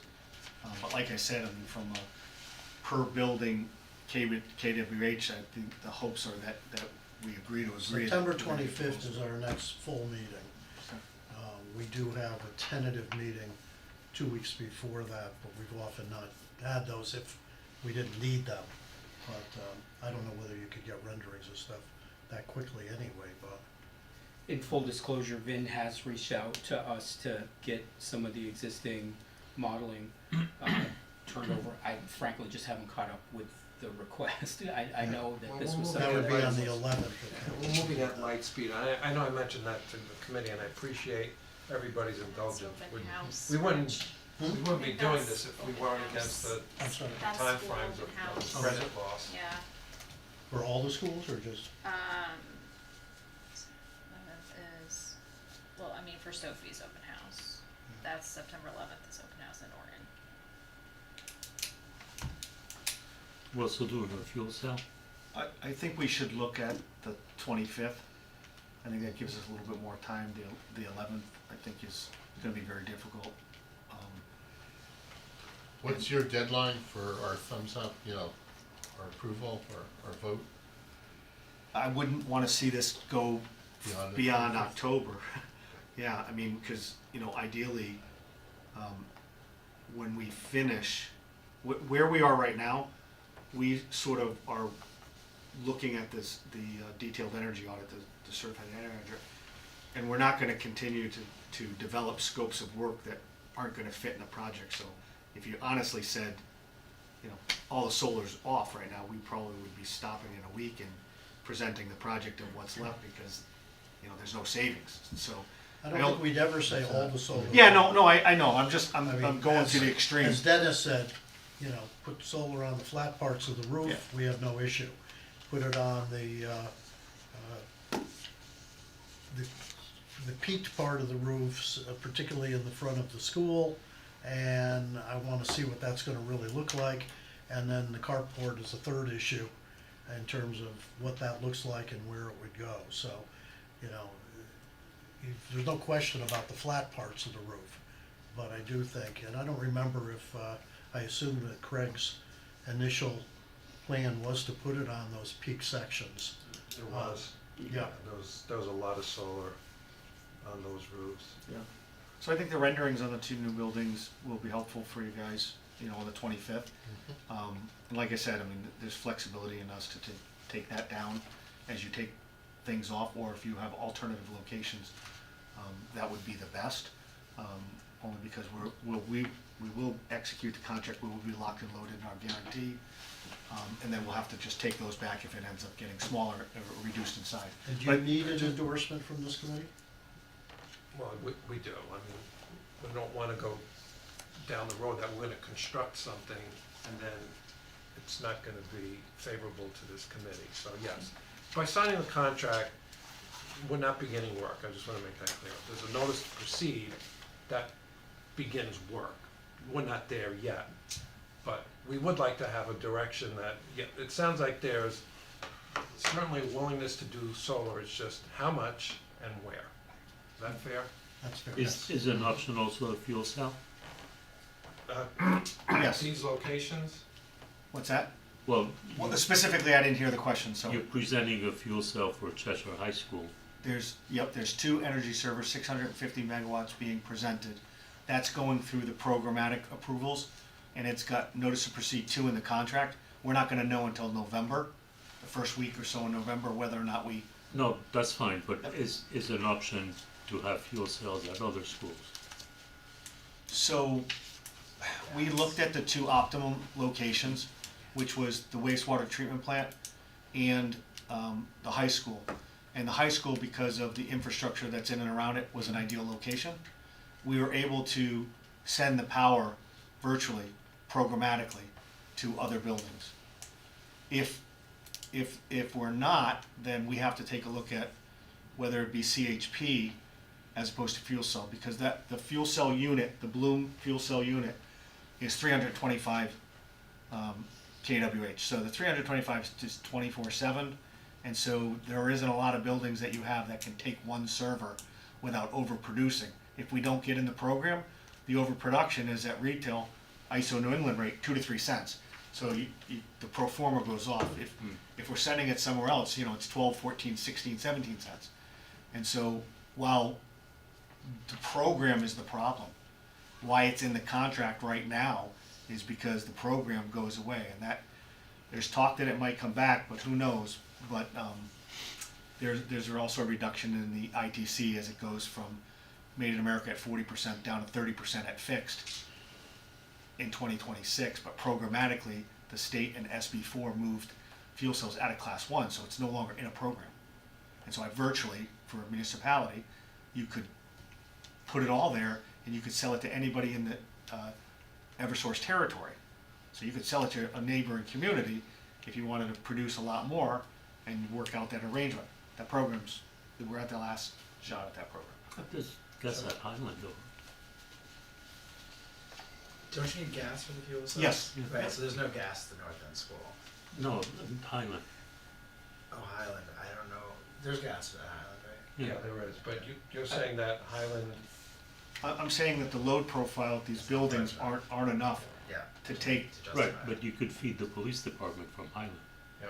I mean, the big one, and Aaron touched on it, is the wastewater treatment plant. The only reason it's not on the list right now is because we're waiting for Eversource to give us a determination on Gas. how much it will cost to get the gas line to the wastewater treatment plant, and how much we have to pay for it. Yeah, that's the ways. It is, it's, like So we had almost a carried- mile. yeah, we had a carried little more than contribution half. in aid at 500,000. The project was really good, really contributing. It wasn't a dog. And they came back and they said, oh, at the last minute, it's not gonna be free, it could be 2.8 million. And so we pulled it out and we said, can you give us a price? And they said 6 weeks. So by the end of next week, we'll know whether or not what that cost is and whether or not it makes sense to bring it back into the project. So it may come back in, which would be, All right, really if, a huge win for the project overall. I'm gonna move us along. So we're gonna get some renderings for our next meeting, so that we can take a look at both buildings and the impact that this will have, and planning on taking a formal vote at that time. Okay? Great, thank you. All right, Appreciate the thank time, you. guys. Ladies, I said guys, that was universal, sorry. I say that all the time, I have 4 daughters, so. Sorry. I didn't even hear.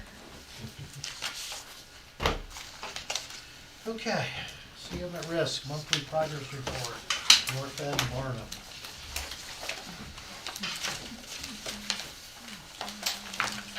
All right. So just, I'll be brief. As you can see, we are progressing at a fair clip here. Percentage completions, building A, we were up to 8% complete, building B, 18%, 22 for C, and 25 for D. Site work is progressing very nicely.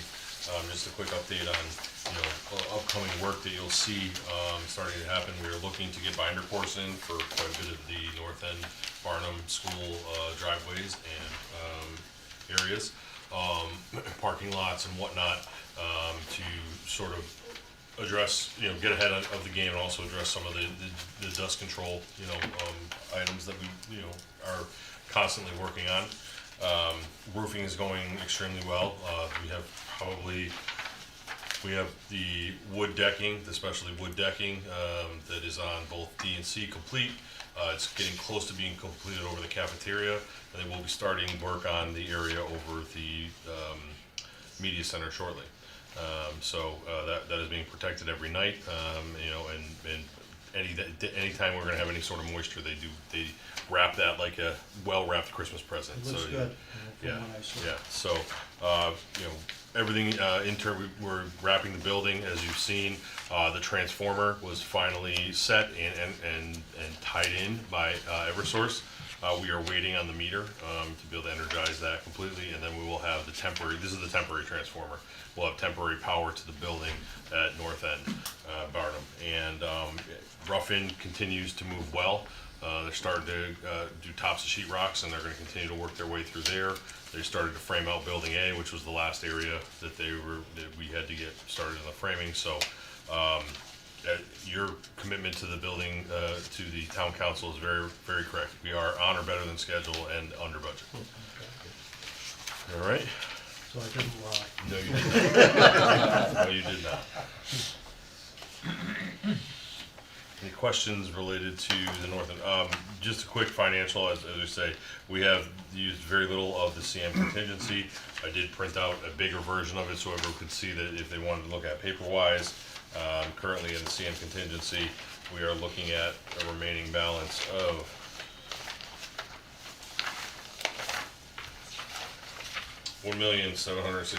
$1,706,455. So a little under $10,000 has been spent on the CM contingency to date.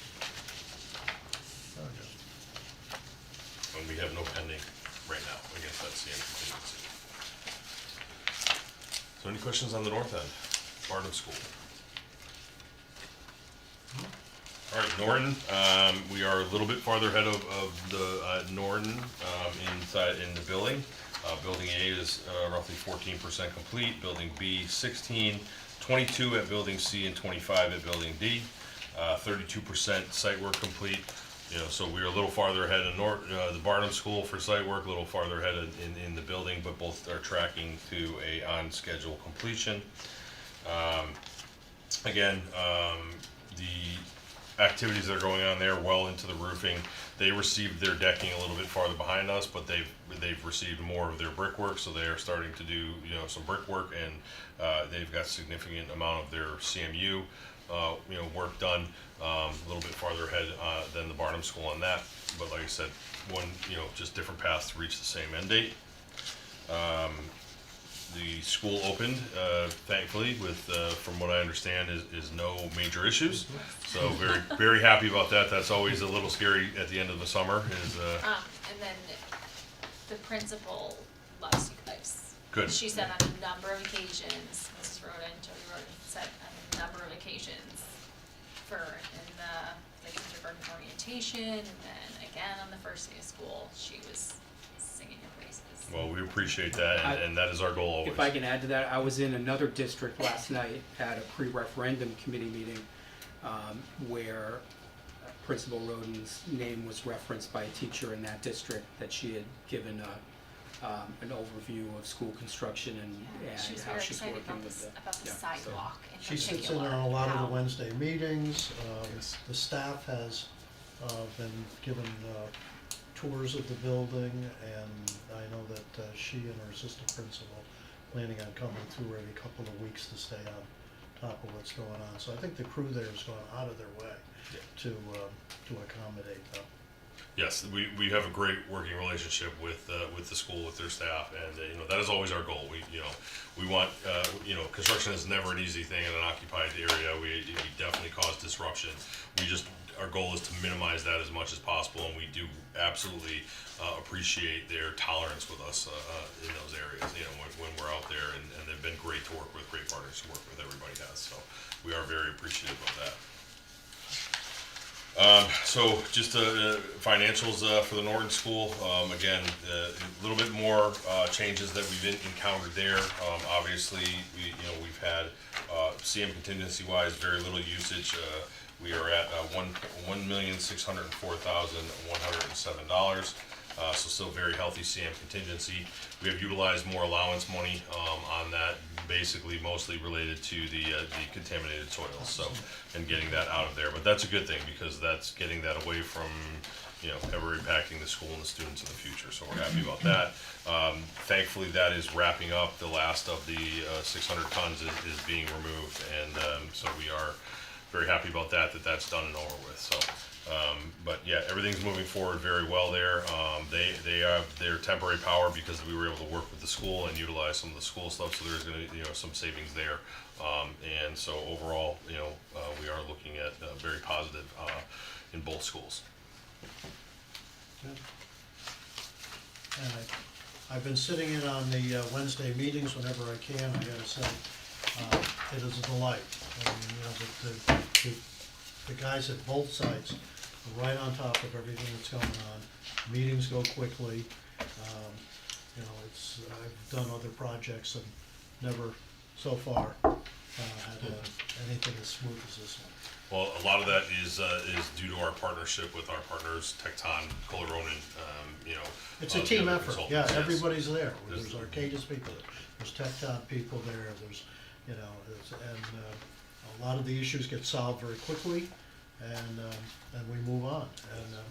And no backbiting or anything that I've seen.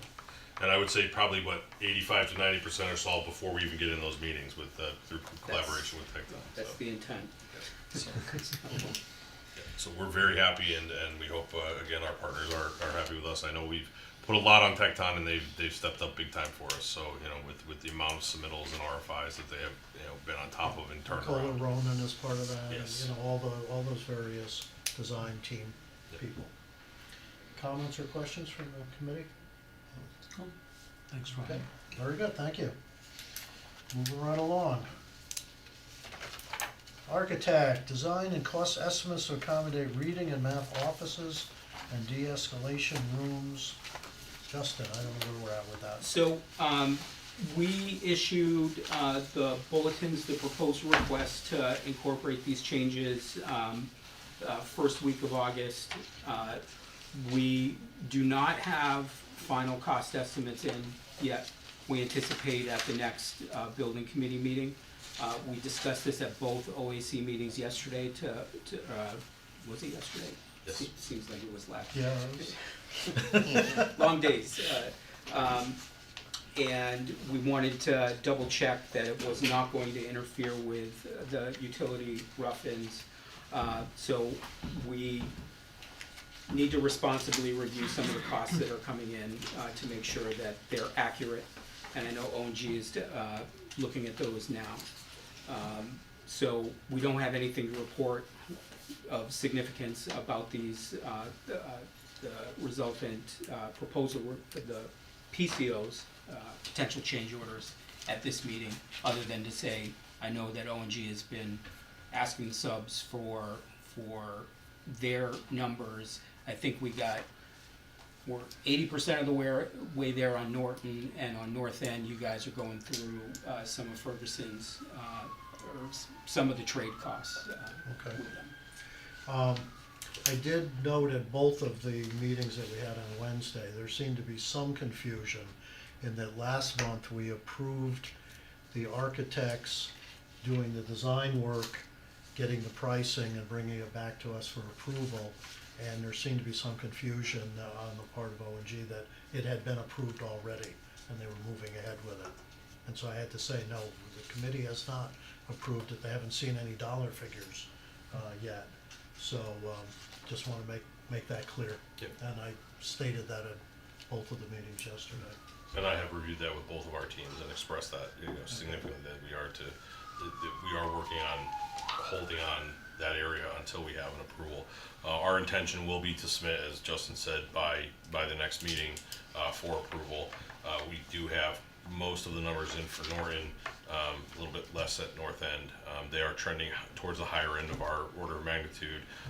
Cost up towards the 100,000 mark, slightly over, but there's some, as Justin indicated, we are working on addressing some of the ones we think are a little bit inflated. And we're going to work with them to get the best number we can. Yeah, I'd love to see those numbers come down. I heard that 100,000 figure, and that was more than I anticipated Yes. per school. Yes. All right. Changing the sidewalk plans, this is just an FYI. The town, if you've been over at Barnum School, the town has run a whole bunch of new sidewalks down along Jarvis and some smaller areas north of there. As part of that, came to to O&G and said, we want to make some changes to what you guys had planned. So for instance, from the preschool driveway north to the corner, there was a sidewalk there. And they were saying, well, we don't really want that sidewalk. We would prefer to just have something that goes across the street and then we're running it up from there.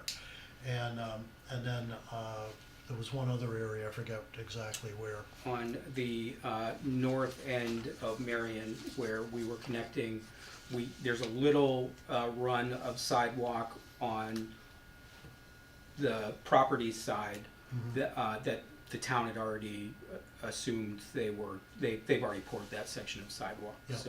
So they asked that we make a change, and O&G said, we can do that, we can work it out. I said to Justin, I want to make sure that it doesn't come back to bite us. So I said, we went to P&Z, we talked to a number of people, we got approval on these sidewalks.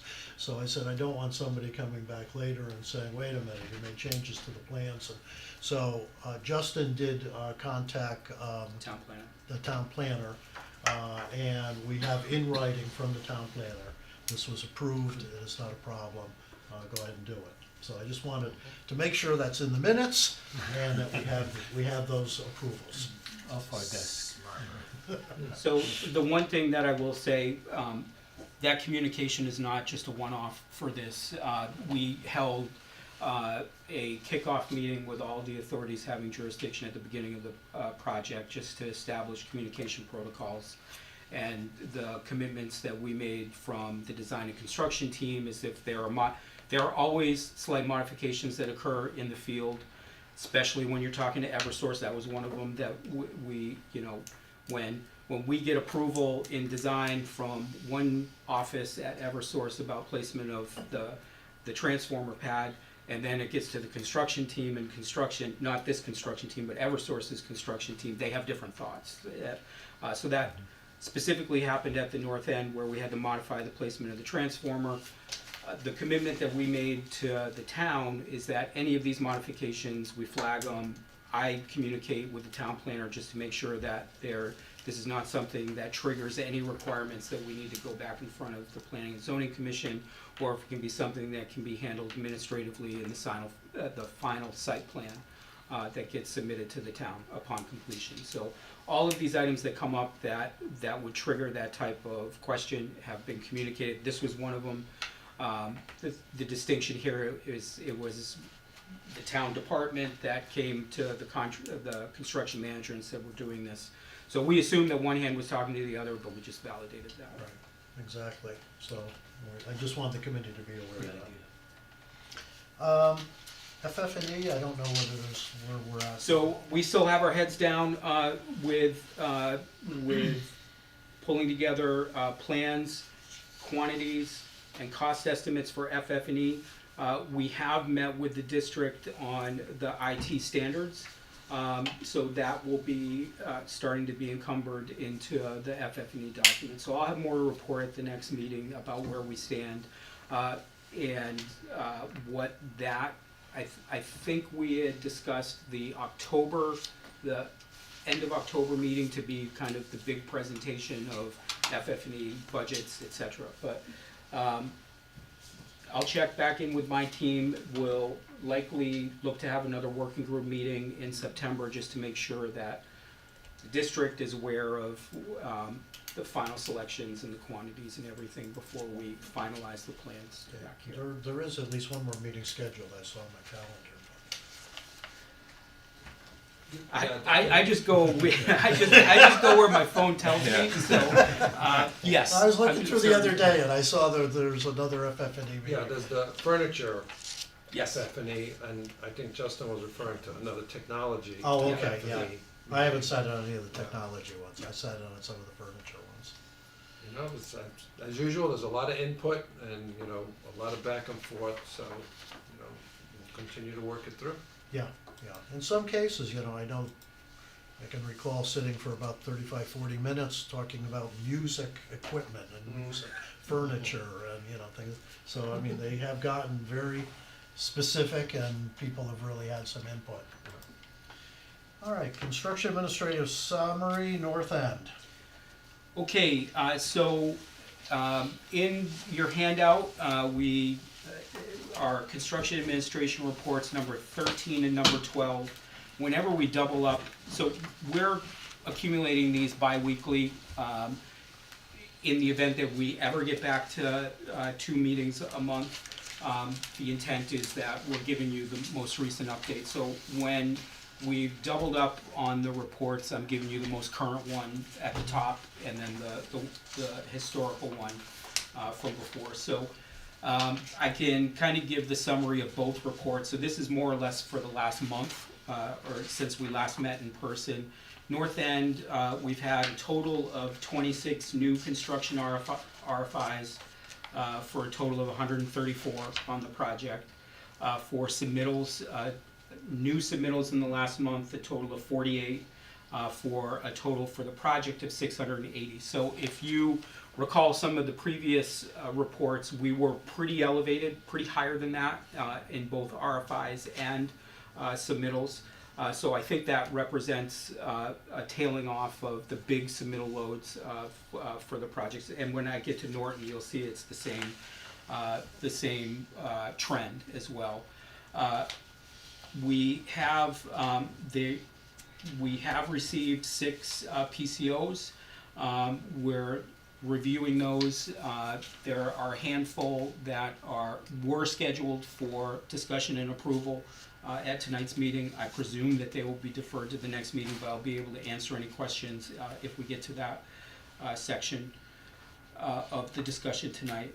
Bulletins, and these are the formal communications that we send to modify the contract. And as a reminder, the 3 ways contractually we issue changes to the contract documents. ASI, Architect Supplemental Instructions, those are assumed to be no-cost changes. Proposal requests, those are modifications to the contract that would alter the value of the contract, and that could be less or more depending on what the nature of the proposal requests are. And the third, we rarely issue these, but sometimes they're out of necessity, construction change directives.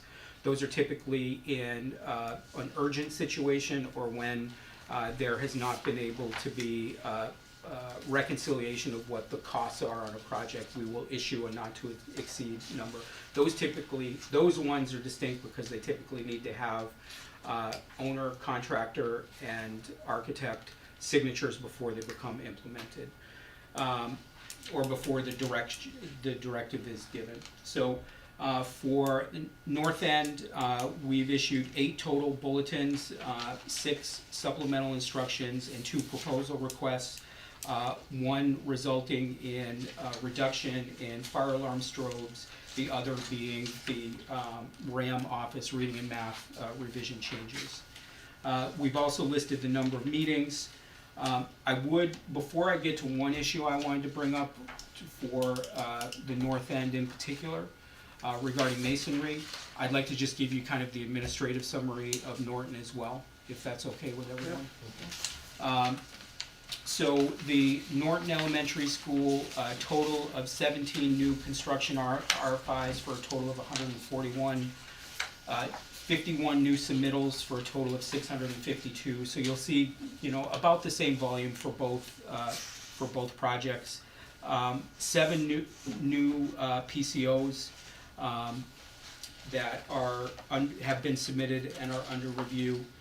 For bulletins, we've issued a total of 5 bulletins, 4 proposal requests, and 1 supplemental instruction.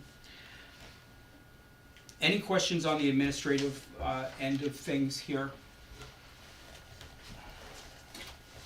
Before I get, I know I'm holding everybody in suspense. As usual, we also include ours and our consultant field reports as part of this update. We had discussion in one of the OAC meetings.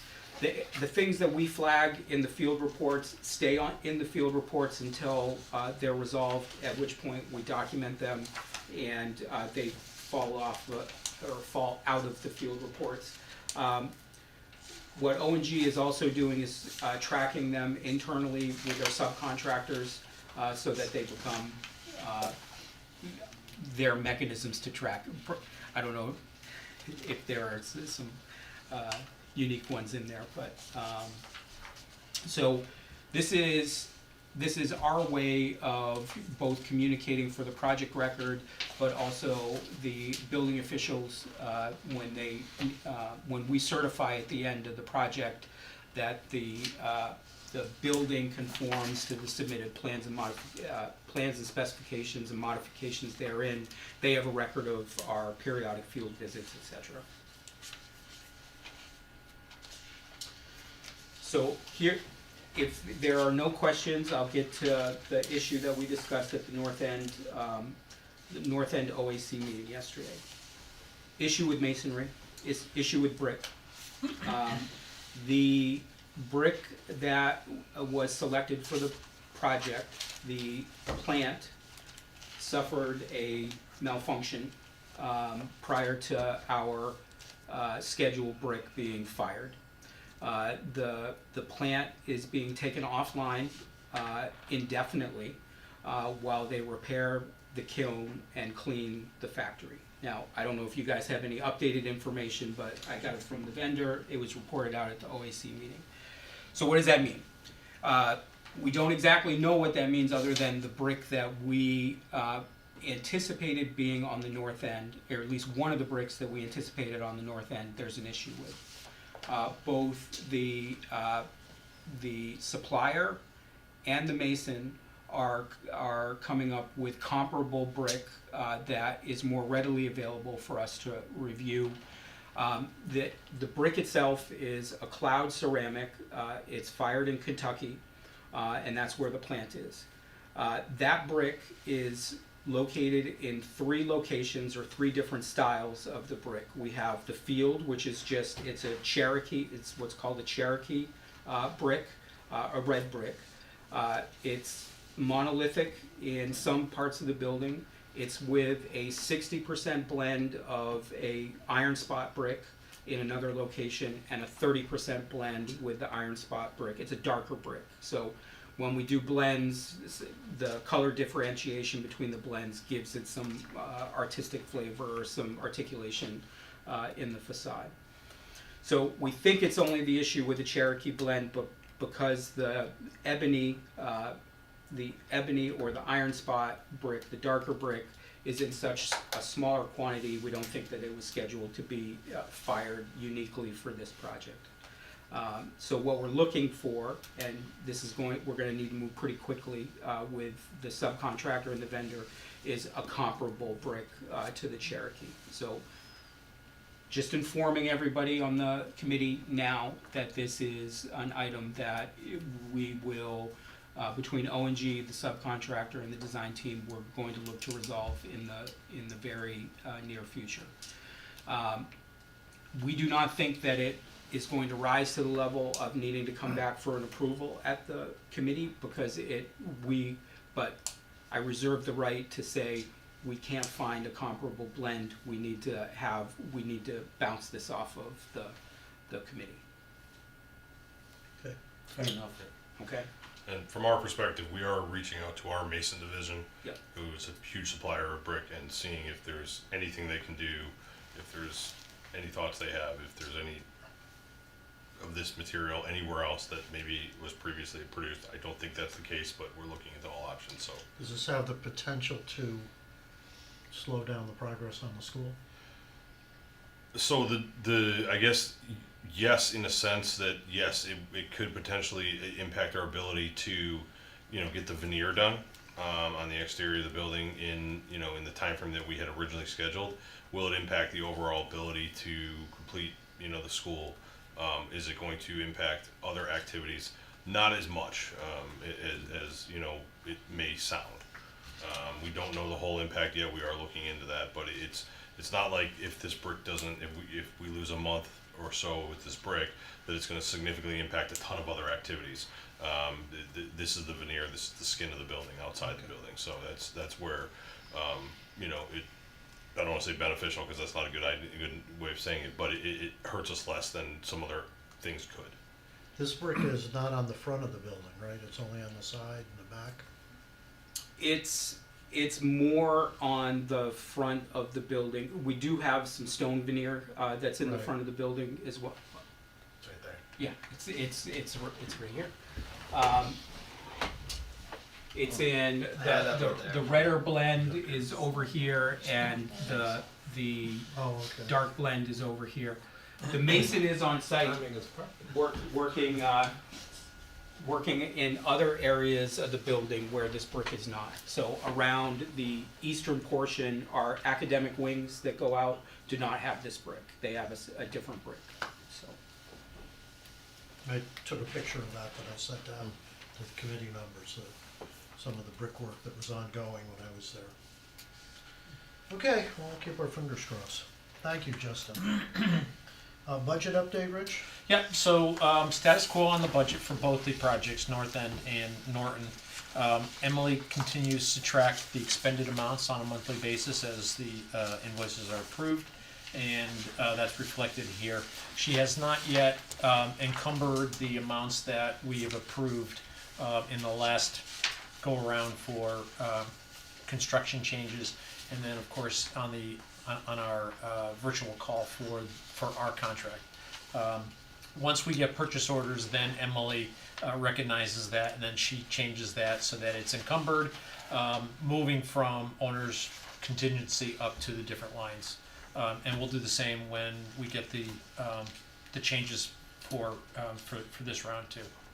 So, no real changes except for the fact that we're tracking the expenditures, and you can see that that to date we are expended approximately $19 million on the north end, and a little over $16 million on the Norton project. Total amount expended. Very good. We can't do anything on invoices right now. We can't do invoices and we can't do change orders. We can't do change orders.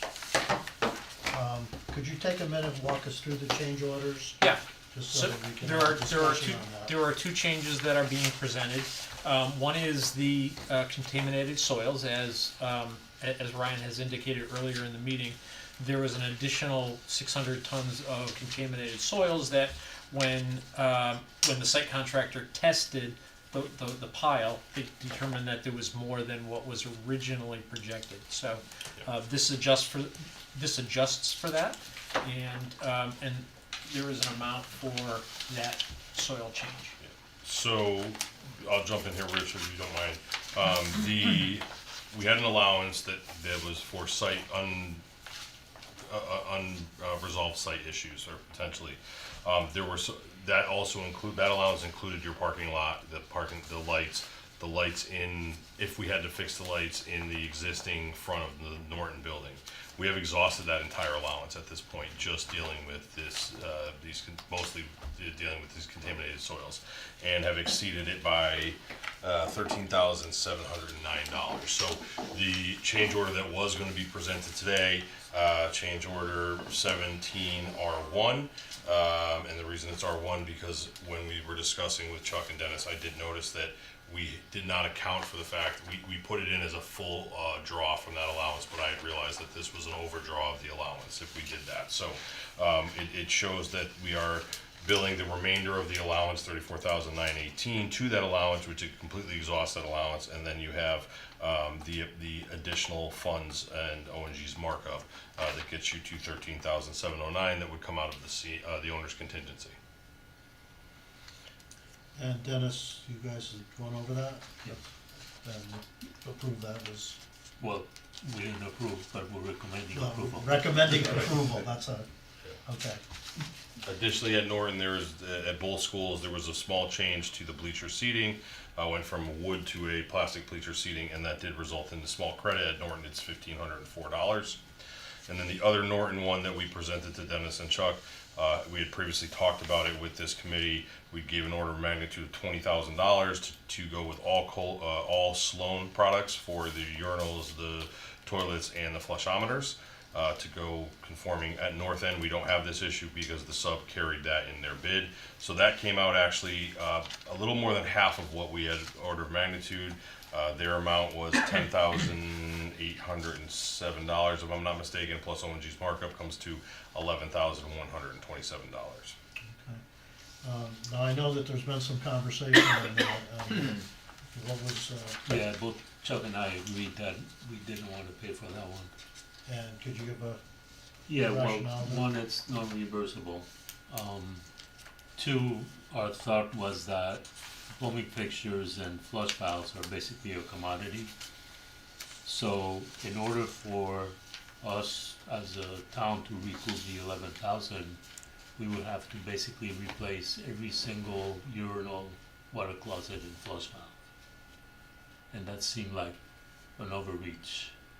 I mean, the bane of public projects is that the contractor gets to pick one of three choices, and he picked American Standard. That's just the way it is. Hill, And you want I know to the speak school to that? has a I know that, different approach. I want to, I guess, put a couple of pieces of information out there, and I respect Chuck and Dennis. They, have their point of view as a building committee member. From the district point of view, we have had a couple of things that we've tried to insist on to the extent we can. One, we want to try and standardize across both schools, but also integrate to the extent we can, anything we do into the new schools. So things like smart boards, which we're very committed to throughout the district, we want smart boards installed in the 2 new schools. We don't use Promethean, nothing wrong with them, but it doesn't fit with what we're doing in the district. You know, another example would be network switches. We're Aruba, because that's our Wi-Fi, so we would want that standardized. Similar with plumbing. The district has always used Sloan plumbing fixtures and parts. Whenever we've gone out to bid, not for these new schools, but for any projects, we always spec Sloan because we believe they last longer. There's a whole an article that I did provide to Dennis and Chuck. But you know, we think it's a better product for our schools. We do all our repairs in-house on plumbing fixtures. We stock Sloan in all our schools because, especially in the elementary schools, things break all the time. We would rather go with Sloan. I realize it's more expensive, but we think it's worth the value. I will add one more piece of information, which is kind of breaking news. The reason that when we went out to bid, we have to allow for other products because the state requires that. Otherwise, you have to go out as a sole source bid, which you can't do unless the state says, okay, you could go sole source. Well, you know, I've learned that just is changed recently, that if your procurement rules in the town allow you to go with a sole source vendor, the state will allow it and potentially reimburse you. So we think that there's a chance this actually would be reimbursable now with this change in rule. I don't think we know that for sure. No, we don't know for sure, but I had this conversation with Emily yesterday, and Emily she's our in-house expert as it relates to anything reimbursable. And she did have a conversation with somebody at the state, and they said, you know, as Vin said, they're really kind of they're neutral now as it relates to single source. And you know, if the district can make an argument that this is something that they use on a regular basis and it's standardized throughout their district, then they're okay with it. So, you know, she believes that when it goes to audit, it could, you know, the argument can be made that this is a reimbursable expense. Other comments, or? We obviously can't vote on this at this point in time, but as long as we're all sitting here, I felt we may as well get all the information out on the table. Okay. Do you mind if I just, and this is just for informational purposes, the one other revision that has been implemented or will be coming to this committee to accept in the form of a credit is as specified, we had what's called a Bradley wash station, which is a solid surface wash station like you recognize in the multi fixture sinks. Those were specified in single toilet bathrooms. The revision is to move to a conventional vitreous china wall-hung single sink.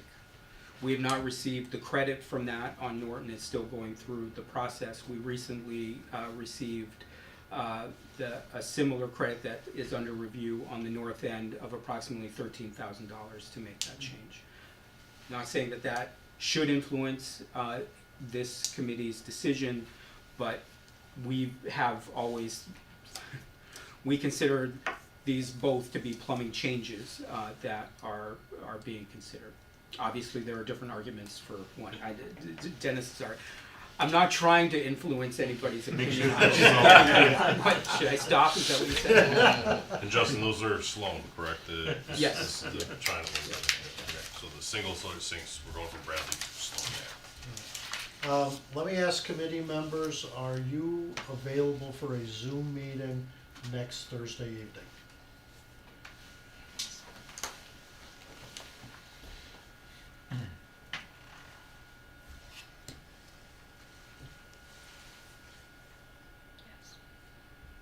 would be the 4th. Looks like I have, yes. You are? Maybe? Yep. Yes. Dennis? Yep. All right, so that's 4 of us. If we can get at least one other. All right, I'll send a note out. I'm gonna shoot for that. Obviously, we have issues here. I assume that ONG would like to see some money coming their way, as would Tecton and others, so I don't wanna hold up those invoices. So what I will do is set up, assuming that that meeting is okay to be a Zoom meeting,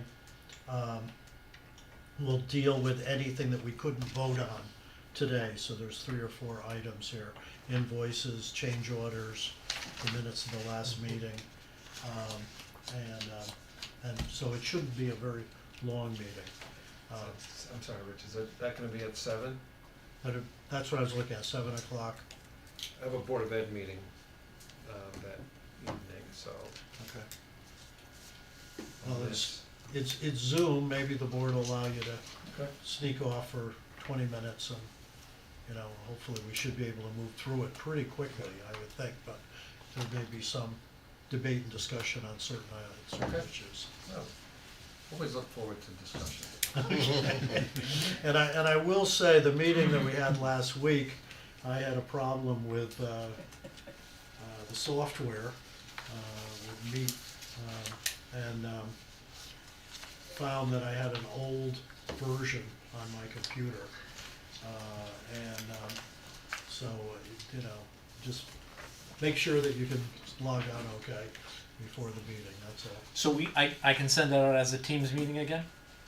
Yeah, that's what we'll do. If you let me just check with others to make sure that we're okay. Okay. And then we would do exactly as you did last time, and send out it as a Teams meeting. Mike, do you normally record those separately? Yes. Okay, so Rich doesn't have to do, I don't have to put it up? he doesn't have to record it then. Alright.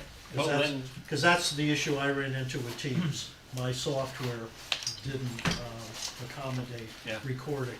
And as soon as they went to recording, it shut me out of the meeting. When I realized, Mike was on the meeting, he was probably recording it, we probably didn't have to go through that process. When I found out I had an older version of Teams on my computer, and that's why. So if that's, Just, we had 2 for North End PCOs, if you wanna just real quick go on to those. yeah, Same thing with the bleacher change, this was a slightly smaller credit, 1,138. And then we had the bulletin 4 sprinkler backflow valve. Dennis, I did send a further explanation to you, because there were some questions about that. This is a recommendation that ONG made, based on an past experience at the Farmington High School, where this is to add a check valve in to protect against the backflow preventer freezing during the extreme cold temperatures, and it is now a standard for Kohler Ronin 2 spec going forward. So. Dennis, have you guys gone over that at all? Yeah, we agreed that it was a good idea. Okay. The one issue I have, it's not even an issue.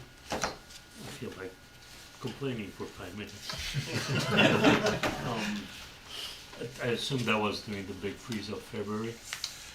I'm not 100%, but I would think so, yes. Yeah, It's so February, March, April, May, June, July, August. So we found out about this at the change order meeting 2 weeks ago, when it basically been in the works for 6 months. So yes.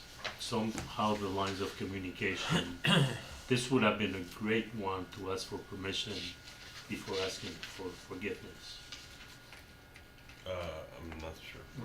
It would have been nice to know, at least from the committee standpoint, that, hey, No, this is not done yet. we found this out in another school. Do you guys think it's a good idea to incorporate it in this school? So this work hasn't been done yet. No, I realize that. Okay, all right, Just in terms of, from a design standpoint, okay. it's a change order. It's not a big amount of money, but it's gonna apply to both schools. So Yes. that's $10,000 that could have paid for Vinnie Sloan. Oh, you're using that argument? Yeah, Ryan, what's the matter with you? Just, Small parts. let us know ahead of time when things like that are gonna happen. Absolutely. Okay. Please. Yes. Anything else around the table?